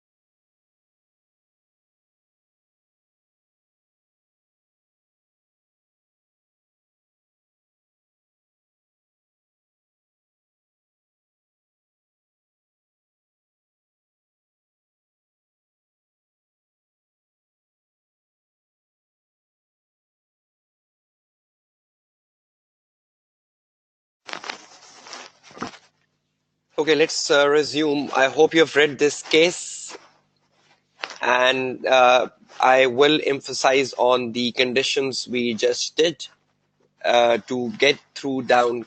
This question is an emphasizable question on CAM. Okay, let's go up and start reading one by one. Okay, let me first have my editing tools.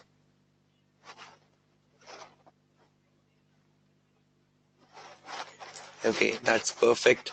Now let's start with the emphasize. ABC is a listed company. So is that the first thing we should pick in the exam paper? Rule number 1? Is that the first rule we should pick? I now need your participation in the order of the question I'm putting in.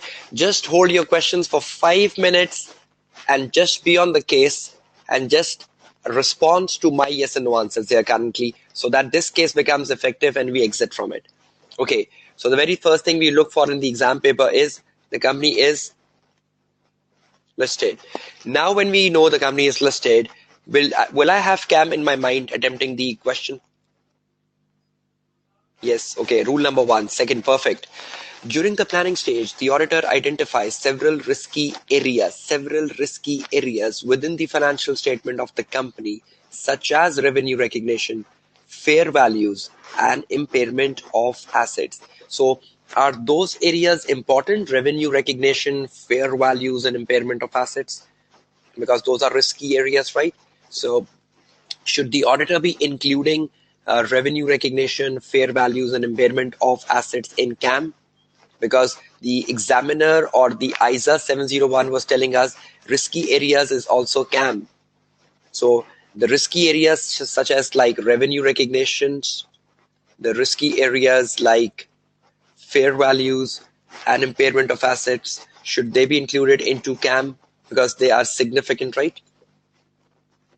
Perfect. Okay, let's go one by one down.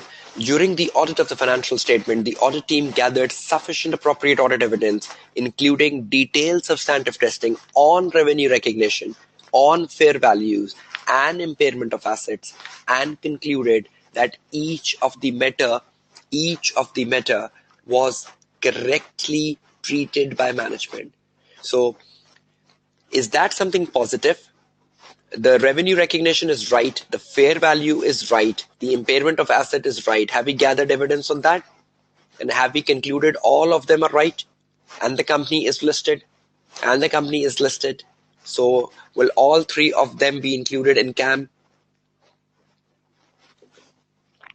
Okay, moving down. Further, during the year, there was the auditor was informed by the management of a significant litigation filed by an ex-employee who is claiming 10 million as damages. Now, how much is the profit of the company? 30 million. So is 10 million material? Yes, and it's already written in the case. It's significant litigation. The audit team performed procedures on the litigation and concluded that the litigation has a possible outflow, and the disclosure given by the management is adequate. Is again that something, is that positive? Is that positive? The disclosure has been given. Had it not been given, then it would have been. Had the disclosure not been given, then it would have been modification. But had the disclosure been given and the company is listed, so will I include this in my CAM? Yes. Okay, next. During the audit, the auditor identified that the car was sold to a finance director amounting to 50,000, but no disclosure was made. Now can I include a car? Now can I include the car sold to director as my CAM? Should I include the car sold to director as my CAM? No, because no disclosure has been given. So 50,000 is material by nature, right? 50,000 is material by nature. That is a related party transaction. 50,000 is not material by amount. 50,000 is material by nature because that is a car sold to a finance director. So the disclosure has not been given. So will I include a CAM? No, I will lead. This will lead down to modification. Okay. Next, the chairman statement. The chairman statement attached with the annual report was read by the audit team, and the audit team concluded that there were no material inconsistency. If what should I do for other informations?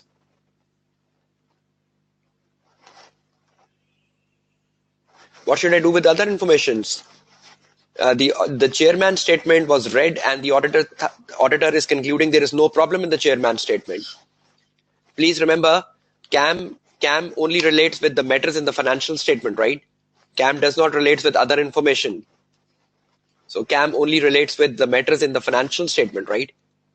So is this a financial statement matter, the chairman statement? Is the chairman statement a financial statement matter? No. So will I include a CAM for it? No, I'll include this in other information. I include this in other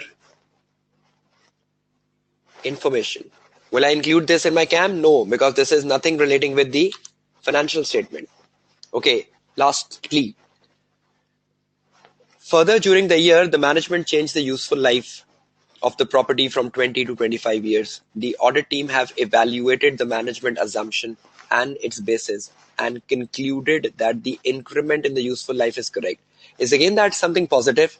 Change in the useful life, and the auditor agreed that the useful life is very correct. Is there any disagreement with management? Is there something negative in that? So if this is a positive thing, is a change in useful life something important? Is that something significant? Yes. And is that positive? Is that positive? Yes. So will I include this in my CAM? Perfect. Okay, the last one. ABC company applied IFRS 8 for the first time because it became listed during the year. The audit team gathered sufficient appropriate audit evidence on the adequacy of the disclosures given and concluded that the disclosures are adequate. So is that something positive? They have applied the IFRS 8 for the first time. Applying something for the first time, is that something significant? Yes. And is that positive that the disclosures have been made? Yes. So will I include my CAM here? Is everyone crystal clear now? If a question comes in March 18 which says the company is listed, please think about that a listed company can have a CAM provided the conditions are met. What are conditions? The matter has to be significant. The matter has to be positive. The matter has to be significant. The matter has to be positive. Will a CAM come for negative things? Will a CAM come for negative things? No. Will a CAM come for non-listed company? Will a CAM come for non-listed company? No. Okay. Will CAM come for insignificant things? Will CAM come for insignificant things? No. So is everyone crystal clear on the rules now? Is everyone crystal clear on the rules now? Okay, that's perfect. That's very, very good. The results from these attendees is now making me happy as well, that all of you are getting a crystal clear knowledge, which is exactly the objective, And that's exactly what you should be gaining from this session. Perfect. Okay.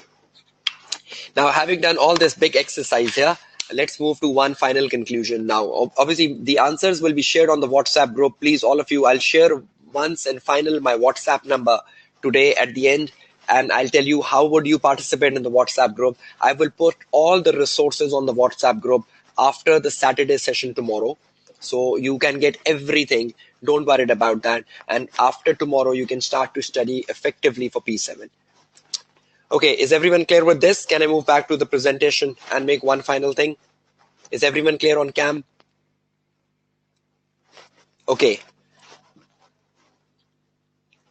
Now, just 5 minutes ago, just 5 minutes ago, there was a question from Muhammad Amir who asked the CAM case from doubts. We came across a question situation today which says doubts over going concern, but not MU. Everyone remembers that? Doubts over going concern, but not MU. Yes? And the company has to be listed. And have we included that in CAM as well? Now, a lot of queries were, why? See, my formula was what? It has to be significant, it has to be positive, it has to be listed. So my first formula says it has to be listed, tick. My second formula says it has to be significant. Anything which relates with going concern is material by nature, whether that is doubts, whether that is a material uncertainty. Anything which relates with going concern, whether they are doubts, whether they are material uncertainty, is considered material by nature. So these doubts here is something which needs to be considered as important, is something which is to be considered as material by nature. Though they are not material uncertainty, right? But still we have to give significance to doubts because they hit the going concern.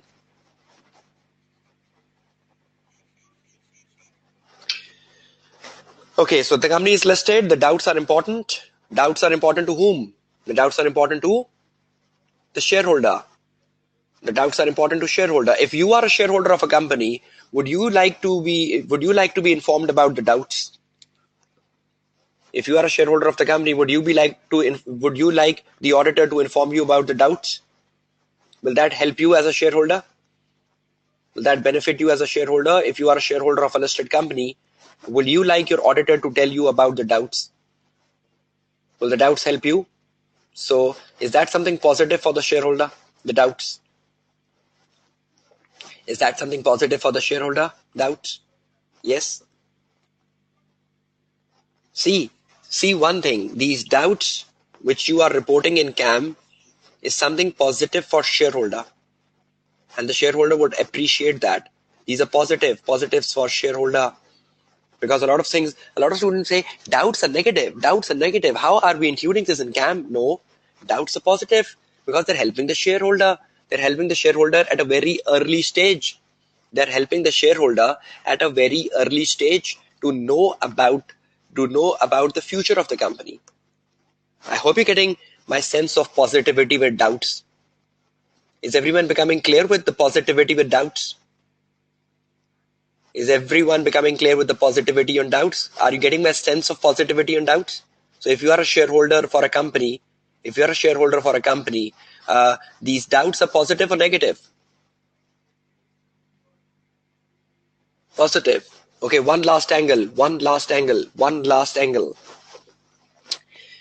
See, if there is a doubt about going concern, which the management failed to address,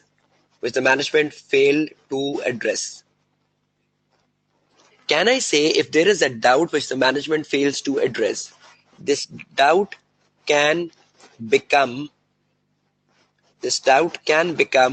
MU in future? Is that true?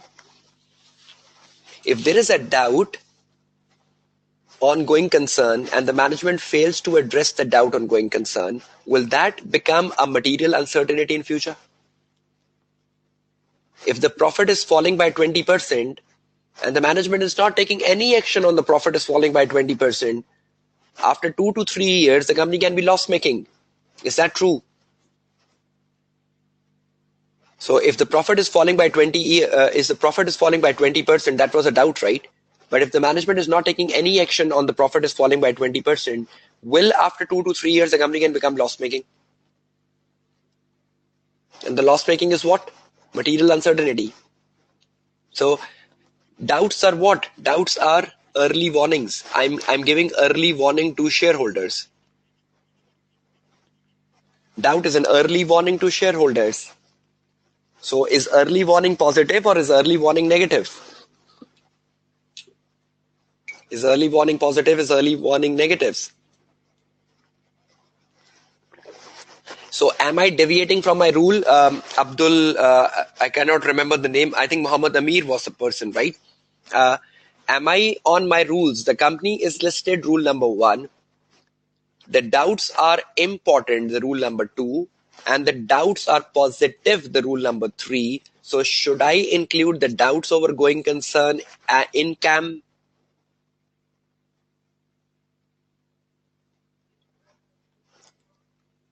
Is that clear to everyone on CAM? I've spent time on CAM because it is important for March 18. I will only spend time in webinar on only the things which are important in March 18. Rest, you have all the resources with you. But I want to emphasize on areas which I believe can be part of a 100 marks question on the 5th of March. Is everyone clear? Please, one thing, don't make your own myths and stories on CAM. You will spoil it. You will spoil it. Stick to rules. Stick to rules. I tried making a clear formula of CAM. I cannot make a much better formula of CAM. I cannot make much better formula of CAM. I hope you appreciate that formula, and I hope you like that formula and can make your life easier. Can make your life easier for your exam papers. Please be in that formula. And if you keep the formula in front and you say, what if this, what if that, what if this, and what if that, you are spoiling it. You're spoiling it badly. So is everyone clear? One last quick answers from you. CAM will come for listed companies. Is that true? Okay, CAM will come for significant matters. And the significant matter has to be positive. So when all 3 conditions are met, will that be a CAM? So is everyone clear why doubts are not negative and why doubts are positive? Because there were a lot of questions on that. Why are doubts a CAM? Why are doubts a CAM? So doubts are not negative, doubts are positive, doubts are positive, doubts are positive. So thank you, Muhammad Amir, for that comment. That was exactly your question, and I spent good time answering your question, just not for you, but for the others as well. And I hope everyone is now crystal clear on that. Okay. So I'm exiting now from this CAM topic. One last thing, I have to do something which is now very, very important for a question on in March 18. Please listen to me very carefully now.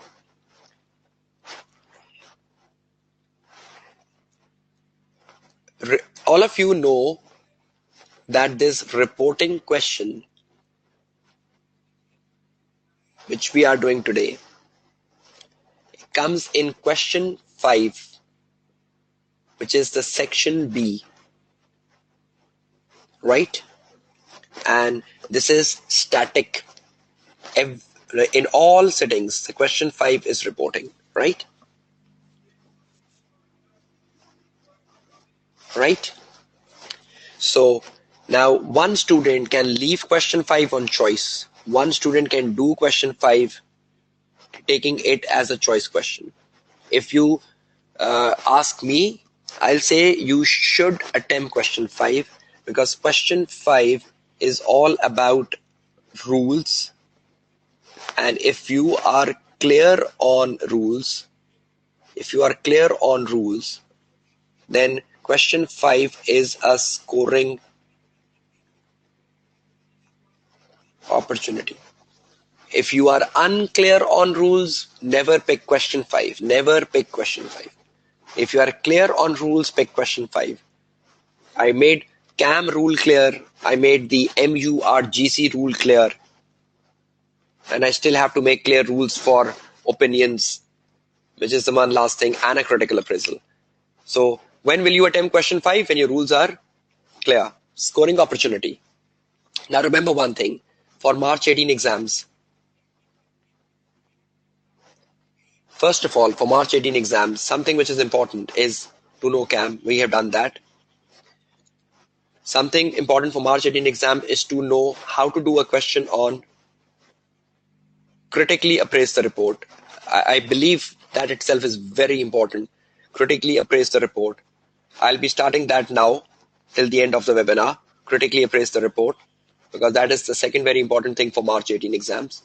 And the third thing, where I will be spending time just prior to this namaz break, and our post namaz break, I would going down with the critical appraisal opinion.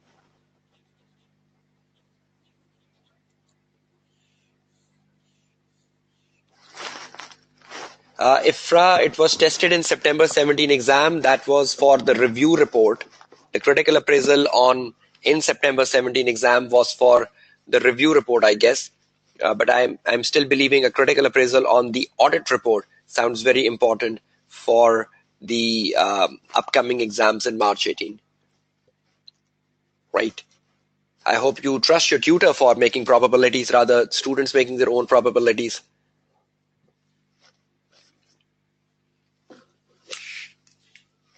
Okay, one last thing, starting off with critical appraisal. So 3 things important, right? For March 18 exams, we have emphasized on CAM. I'll come across the critical appraisal in next 10 minutes, in next 20 minutes rather. I'm starting with this first quickly. Let's make quick rules on opinion. Okay.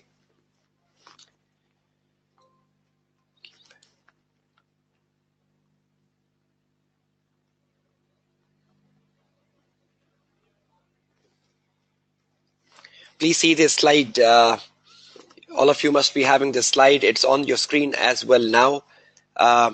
This is a slide which addresses the opinions. This is a slide which addresses the opinion.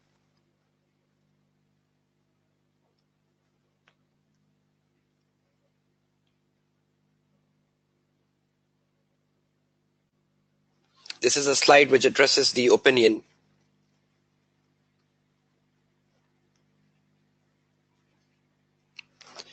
Now, I hope you know this from your exams, from your prior knowledge. There are 3 opinions: qualified, adverse, disclaimer. There are rules. Remember the rules. Make rules. If the financial statements are materially misstated, suppose the share-based payment expense is not recorded, the revaluation has not been carried out, the impairment has not been carried out. If something is negative, he says the financial statements are materially misstated. If the disclosure has not been made. Now, if something is negative, that means the financial statements are materially misstated. Is that true? So if the financial statements are materially misstated, if they are material but not pervasive, then you will issue a qualified opinion. And if it is material and pervasive, you will issue an adverse opinion. Now, I have to give you a difference, what is material and what is pervasive. But if the financial statements are materially misstated, you will issue a qualified opinion. If the financial statements are pervasively misstated, you will give an adverse opinion. And I hope you can pick the misstatement, right? The misstatement means that either the revaluation has not been carried out, the share-based payment expense has not been recorded, etc. One last thing prior to the mass break, so that this structure gets off and we come back with exam papers. When the auditor is unable to obtain evidence, but that evidence is material, the auditor will issue a qualified opinion. But if the auditor is unable to obtain evidence which is pervasive, the auditor is unable to obtain evidence which is pervasive, the auditor will issue a disclaimer. So you're taking a namaz break, but just a quick recap. If the financial statements are misstated materially, you will issue a qualified opinion. If the financial statements are pervasively misstated, you will issue an adverse opinion. If the auditor is unable to obtain evidence which is material, then a qualified opinion. If the auditor is unable to obtain evidence which is pervasive, then a disclaimer of opinion. Now, the only one thing I need to make clarified after the namaz break is what is material and what is pervasive. I make rules, we exit from it, and we start a question on critical appraisal. And I think we have a good enough time to do one good question on critical appraisal in the session today. Right? Is everyone clear with this? Please keep visualizing this slide in front of you. I'm taking a namaz break and will be right back in 10 minutes.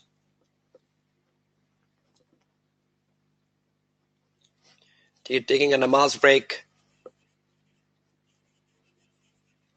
It's 8:15 the local time, Pakistan Standard Time.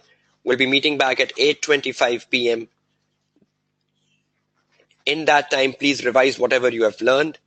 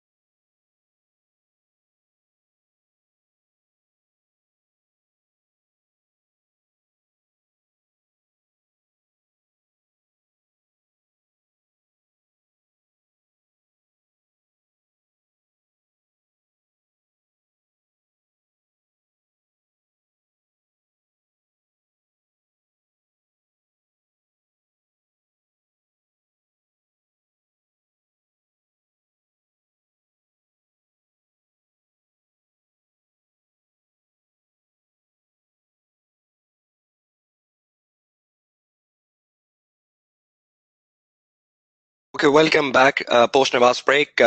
Just a quick 5 minutes on the disclaimer, qualified adverts, and then we're taking an exam paper on a critical appraisal. Please remember the rules. The rules have to be very clear. I just need to make you one thing very clear where I normally seen students struggling a lot. Here's some areas where I have seen students struggling a lot is to know very clearly, very clearly what is material and what is pervasive. Okay, let's draw a line. Now, how in an exam paper, obviously it's easier to judge what is material because you're so obsessed with that. Something is material if it is half to 1% of the revenue, right? Something is material if it is 5 to 10% of the profit. And I hope you know these numbers are given in the exam paper, right? In any question, wherever you have to determine the materiality, the examiner will give you the number of profit, the revenue, so you know how to divide it, right? And then it is 2 to 5% of the total assets. There are two rule of thumbs. You can use any one in exam. Some says 2 to 5% of the total asset, or some says 1 to 2% of the total assets. I normally stick to the first one, 2 to 5%, but I think a lot of students have that 1 to 2 in mindset. So if you have that, stick to that. No worries, because both are acceptable. 1 to 2, 2 to 5. So up to you, right? I normally recommend 2 to 5. So it's up to you. So you should know what is material, right? And I hope you are very familiar with these thresholds right in front of your screen now, right? Now, what makes something pervasive is something very, very important. What makes something pervasive is,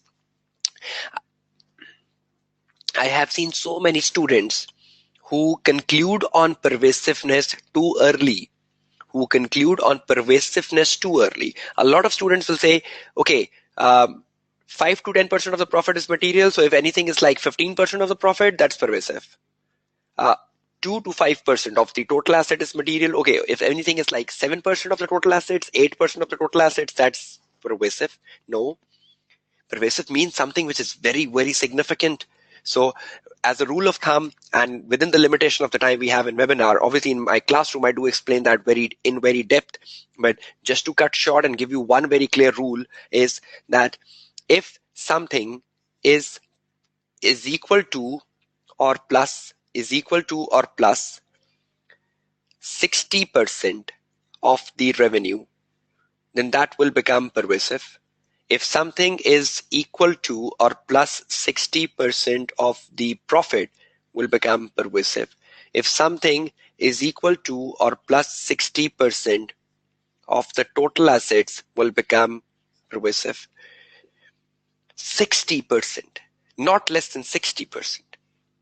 So if in an exam paper, that means half to 1% of the revenue is material, up to how much? Up to 59%. So see the range of materiality. 5 to 10% of the profit up to 59%.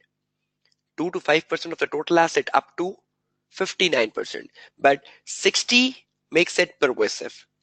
Yes, Osama Sabir, 60 is too high, but that is exactly pervasive definition. Pervasive says something which is significant, and something significant means it has to be more than 2/3 or near 2/3. So you cannot make something significant as at exact 50. To make something significant, you have to be 60 plus. And that has been a very consistent definition of the examiner in the past paper.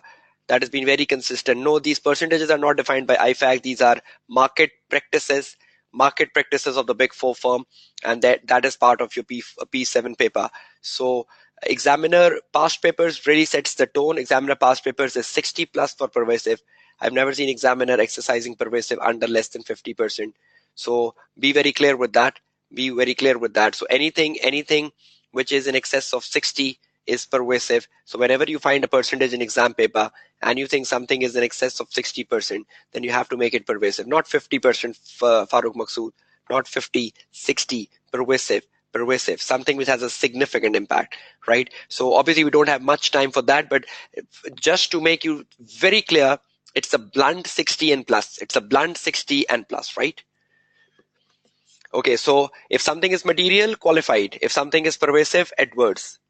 And if there is an unable to obtain evidence, if you're unable to obtain evidence, then that means qualified for material and disclaimer for pervasive, right? Okay, now let's do one question on critical appraisal, which is very, very important.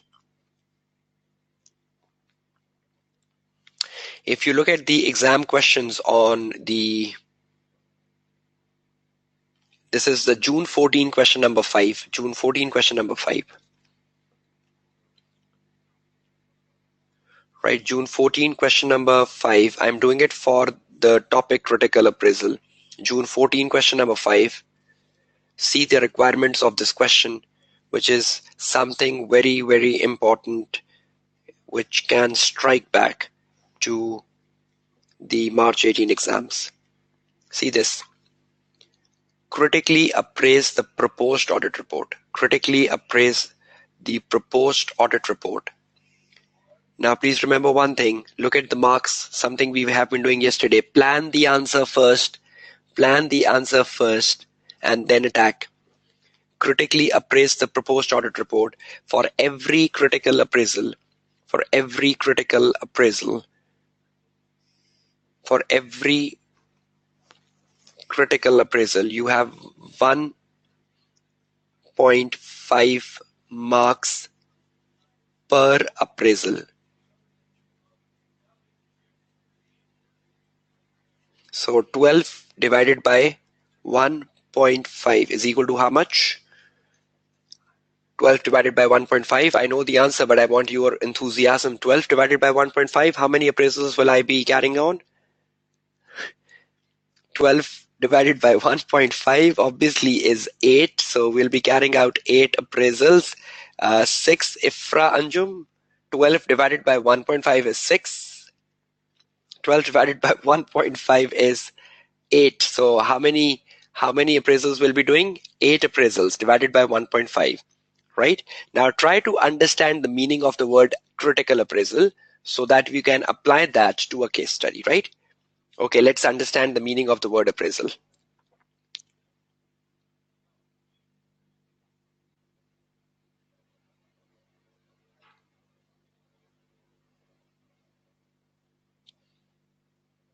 Okay, the content is on my slides, so please do ensure that you're reading it. There is a lot many things in my slides within which I didn't address considering its importance to the session. Okay, critical appraisal of the report. What will you do? Now you know critical appraisal carries 1.5 marks. Now be realistic. Critical appraisal carries 1.5 marks per appraisal. Now, exactly what is the meaning of the term critical appraisal? When the examiner asks you, critically appraise the report, I've seen so many students only criticizing or critically appraising the opinion. Examiner is not saying critically appraise the opinion. Examiner is saying critically appraise the report. Report includes opinion. So you have to be very clear. When the examiner says critically appraise the report, you have to do the broader exercise, not just criticizing the opinion. You have to look at the report itself. Okay, now I tried making some structure for your ease. If I'm critically appraising the report, I will first see who prepared the report. Was the report prepared by the manager? Or was the report prepared by the senior? Who should prepare the report, manager or a senior? Who should prepare the report, manager or the senior? Manager. And if the senior is preparing it, will I criticize the senior? if the exam question says the senior is preparing the report, will I criticize the senior for preparing the report?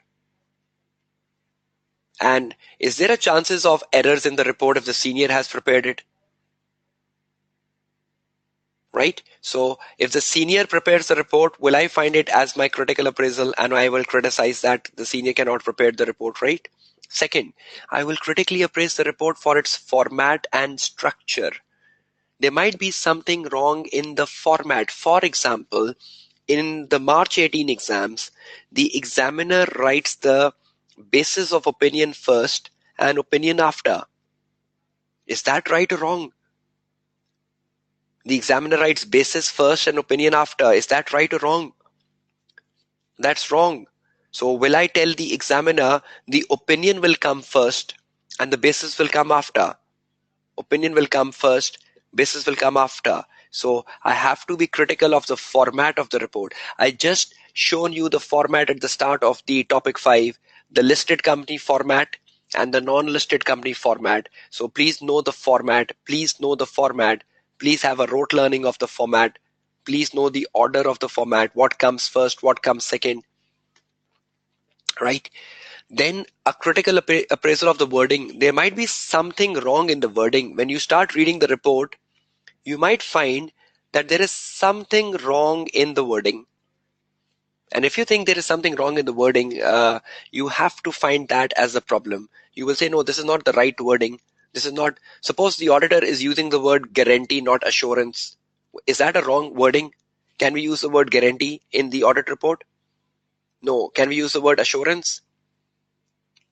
Right. If the auditor is saying in the report, I have verified 100%. I have verified 100%. Is that wrong? I have verified 100%. Is that wrong? Because audit is done on a sampling basis, not 100%, right? So you need to find some problems in the wording. Missing information. There might be something missing in the audit report. For example, the auditor is not writing in the report the reference number of the IAS. Suppose in the audit report, he's talking about the tangible assets, intangible assets, but he's not saying IAS 38. So there might be something missing. Missing itself is a problem. You might think that something is missing in the report. I'll just take you back to the question, right? So to tell you exactly what this is. And the last appraisal. Opinion. It is possible that the question on critical appraisal has the right opinion. If you think the opinion is right, then justify why it is right. You will take 1.5 marks. So not a lot of student thinks that every time the opinion will be wrong in a critical appraisal. What if the critical appraisal opinion is right? You will justify why it is right. And if it is wrong, you will justify the right opinion. You will tell examiner what is the right opinion if you think this is wrong. Will this help you? When you're reading the case, first see who prepared it, then see the format, then see the wordings, then see the missing information, then see the opinion. And everything you do is taking 1.5 marks. Is that clear? It's one of a good question in P7 on critical appraisal. It's a scoring question provided that gets to your exam setting, right? Now let's go back and see exactly what we have done. Okay, I take you back to the question we were on. Critical appraisal, right? Okay, now this is an old question, right? I am solving it as per the new report. I'm solving it as per the new report.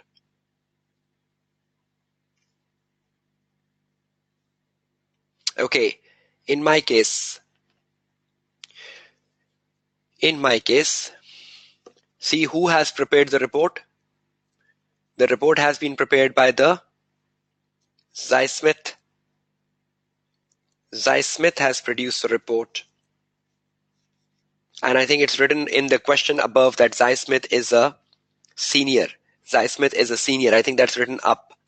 So Zai Smith is basically the senior. So will I criticize Zai Smith? Will I say Zai Smith is not the proper person? Right? So Zai Smith becomes my first 1.5 mark. Second, it says basis for opinion and disclaimer of opinion should basis come first as per the new report? Should basis come first? As per the new report, no. Opinion should come first, basis should come after. So is that wrong? Is that wrong as per the new report? Will I criticize it?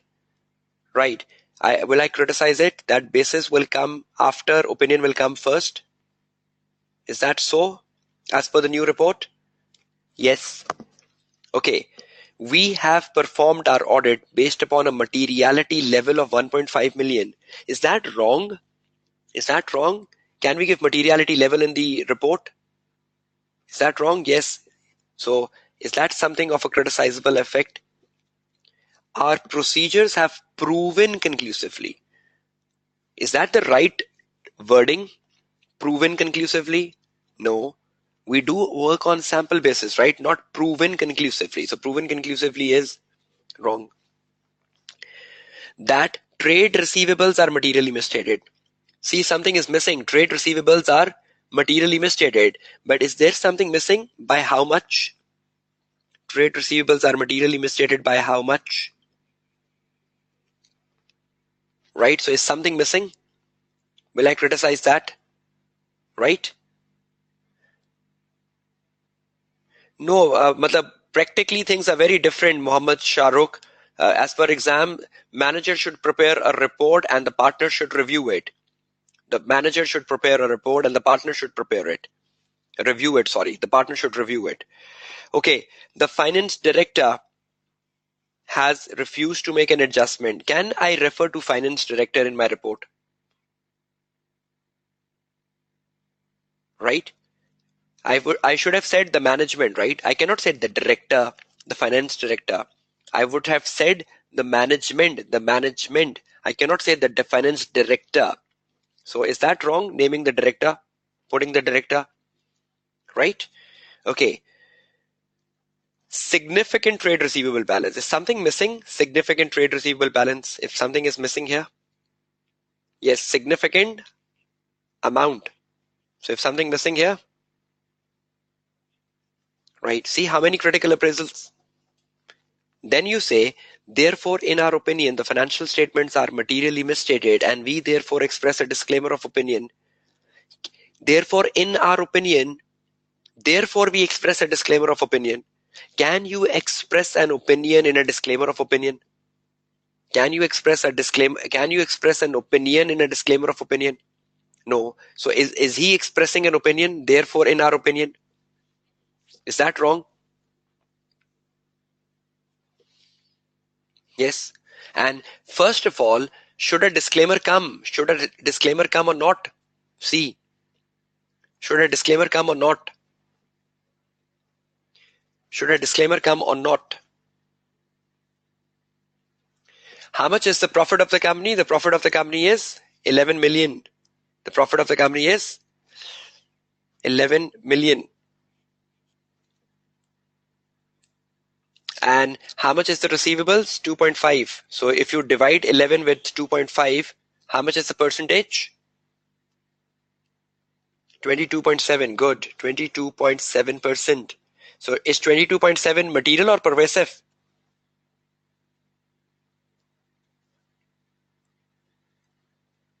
Material, right? So 22.7 is material. So is the financial statements materially misstated or the auditor was unable to obtain evidence?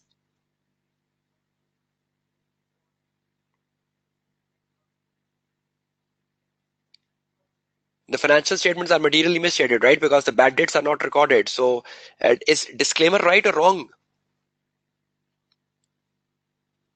What should have come? What should have come against disclaimer? What is the right opinion?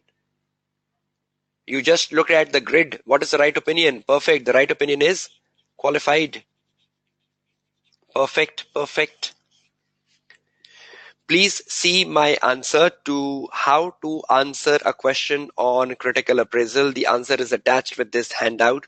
It is very easy to write an answer on critical appraisal, but you should see my way of answering a question so that you know how much you're writing for 1.5 marks. But I hope you're getting a sense of a critical appraisal, that a critical appraisal includes either who prepared it. A critical appraisal means the format, the wordings, something missing, and then you need to justify whether the opinion is right or wrong, and so on and so forth. Are you getting some sense of critical appraisal? Are you getting the structure clear of critical appraisal? Okay. Now moving back, one last thing.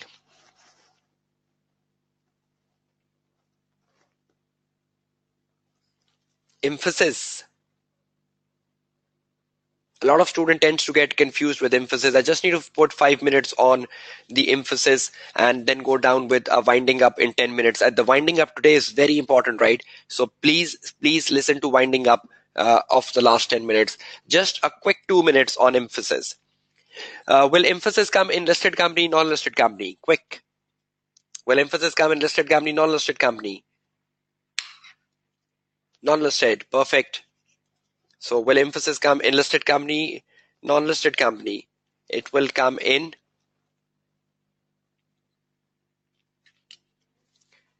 non-listed. Okay. What are rules? What are rules for emphasis?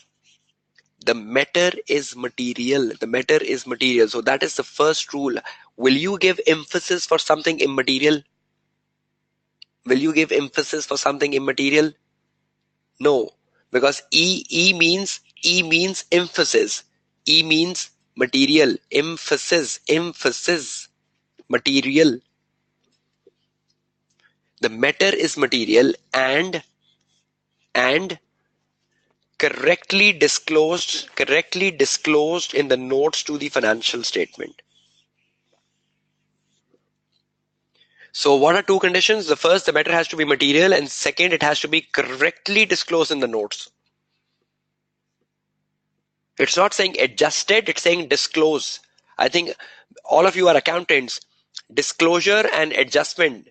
It is saying disclosure. Disclosure comes in the notes. Disclosure comes in the notes. So if the matter is material and it is correctly disclosed, are those two conditions important to write an emphasis of a matter paragraph in exam paper, provided the company is non-listed? See, emphasis sounds like positive. The matter is correctly disclosed. Emphasis cannot come for negative things. Emphasis will come for positive things, but the company has to be non-listed. Okay, let's make a quick rule now.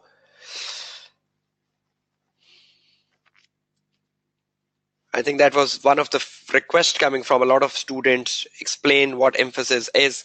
See, I'm doing one quick exercise. Emphasis of a meta paragraph. It will come for a non-listed company, so be careful with that. Suppose there is a contingent liability. I hope all of you know what a contingent liability is. There is a contingent liability of $1 million. Of $1 million, right? And this has been disclosed. And this has not been disclosed. If it is disclosed, the profit before tax of the company is $10 million, and the profit before tax of the company is $100 million. Tell me quickly, the contingent liability of $1 million. Do contingent liability requires a disclosure? Do contingent liability requires a disclosure? Yes. Now, what is the rule of thumb? The contingent liability has been disclosed, but should it be material? So is 1 million material to $10 million? Is 1 million material to $10 million? Yes. So should I write an emphasis of a meta paragraph in the first company? Will I write an emphasis of a meta paragraph in the second company? No. No emphasis. So please remember the rules. The matter has to be material and the matter has to be disclosed. So $1 million for a $10 million company is material, $1 million for the $100 million company is immaterial, even though it has been disclosed in both the circumstances. But if the matter has not been disclosed, will I give emphasis? If the matter has not been disclosed, will I give emphasis? No, that will lead down to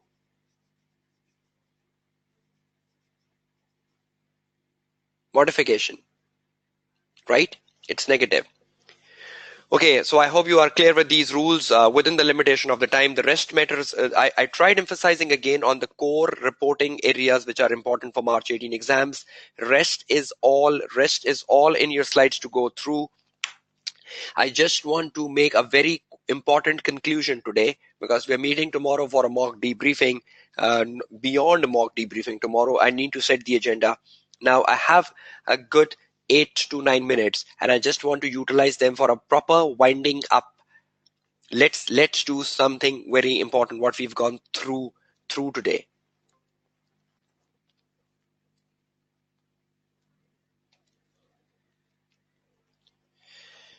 Okay, again, I need your participations. Now this last 7 minutes is for you, right? The class timings tomorrow is 2 to 4 p.m. Pakistan Standard Time. 2 to 4 p.m. Pakistan Standard Time. That is Saturday tomorrow. 2 to 4 Pakistan Standard Time. Yet it's only 2 hours because it's a mock debriefing. It's a mock debriefing, right? So it's only a 2-hour session tomorrow. Okay, recap. Now, tomorrow,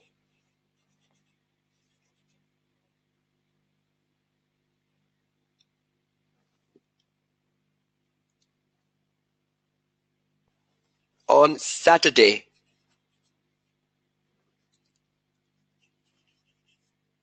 please listen carefully, because then I need your participation tomorrow. On Saturday, which is tomorrow, 2 to 4 p.m. Pakistan Standard Time. What is the agenda? The agenda is to tell you how to handle 100 marks paper in 3 hours. Number one. Second, how to choose optional questions. Number three, how to gain 4 professional marks. I hope all of you know the 4 professional marks in the question 1. Then next, tomorrow, we would also work upon high important areas for March 18 exams. High important areas for March 18 exams, and that will reveal the suspense, right? For which you had shown a lot of patience since Monday. A high important area for March 18 exams. So it's not just a mock debriefing. I'll put 100 marks question in front of you, and it will tell you how can you execute that in 3 hours. How to choose optional questions, how to gain 4 professional marks, high important areas, and also want to tell you how can you find opportunities. How can you find opportunities to be 50 plus, which is so very important for you, right? So is that a very important agenda for tomorrow? That is exactly like an icing on the cake. The cake is ready, but just before we eat it, let's have an icing on it tomorrow, because otherwise things will not sound as effective as they should be. So the agenda tomorrow is very, very important, and I need your enthusiasm and your participation which is utmost important for the agenda tomorrow. Okay, one last thing apart from this agenda for tomorrow is to know that a lot of queries have come in. Please ensure that my WhatsApp is 923383883442. My email ID is kashifkamran@gmail.com, because I would not have time to do this tomorrow. And again, you can be accessible to me on my Facebook, where my account details is Kashif Kamran. So these are all details you can explore to reach me, because that has been something repeatedly been asked to me, right? Okay, tomorrow is a very important day. You will really benefit if you attend the 2-hour session tomorrow. It's beyond the mock paper, and just give me a quick feedback. I think in the first 5 minutes tomorrow, I'll do a quick reporting recap, and quick reporting recap will be having an hour and 55 minutes to spend on planning the P7 paper, which is such an important area. Okay, I have 2 to 3 minutes. I want to take that opportunity. How was the session today? How many of you have got clarification on reporting? How many of you have got clarification on reporting? Okay, and have this concept building today helped you? Have this concept building today helped you? And was it a beneficial session today? Was it a beneficial session today?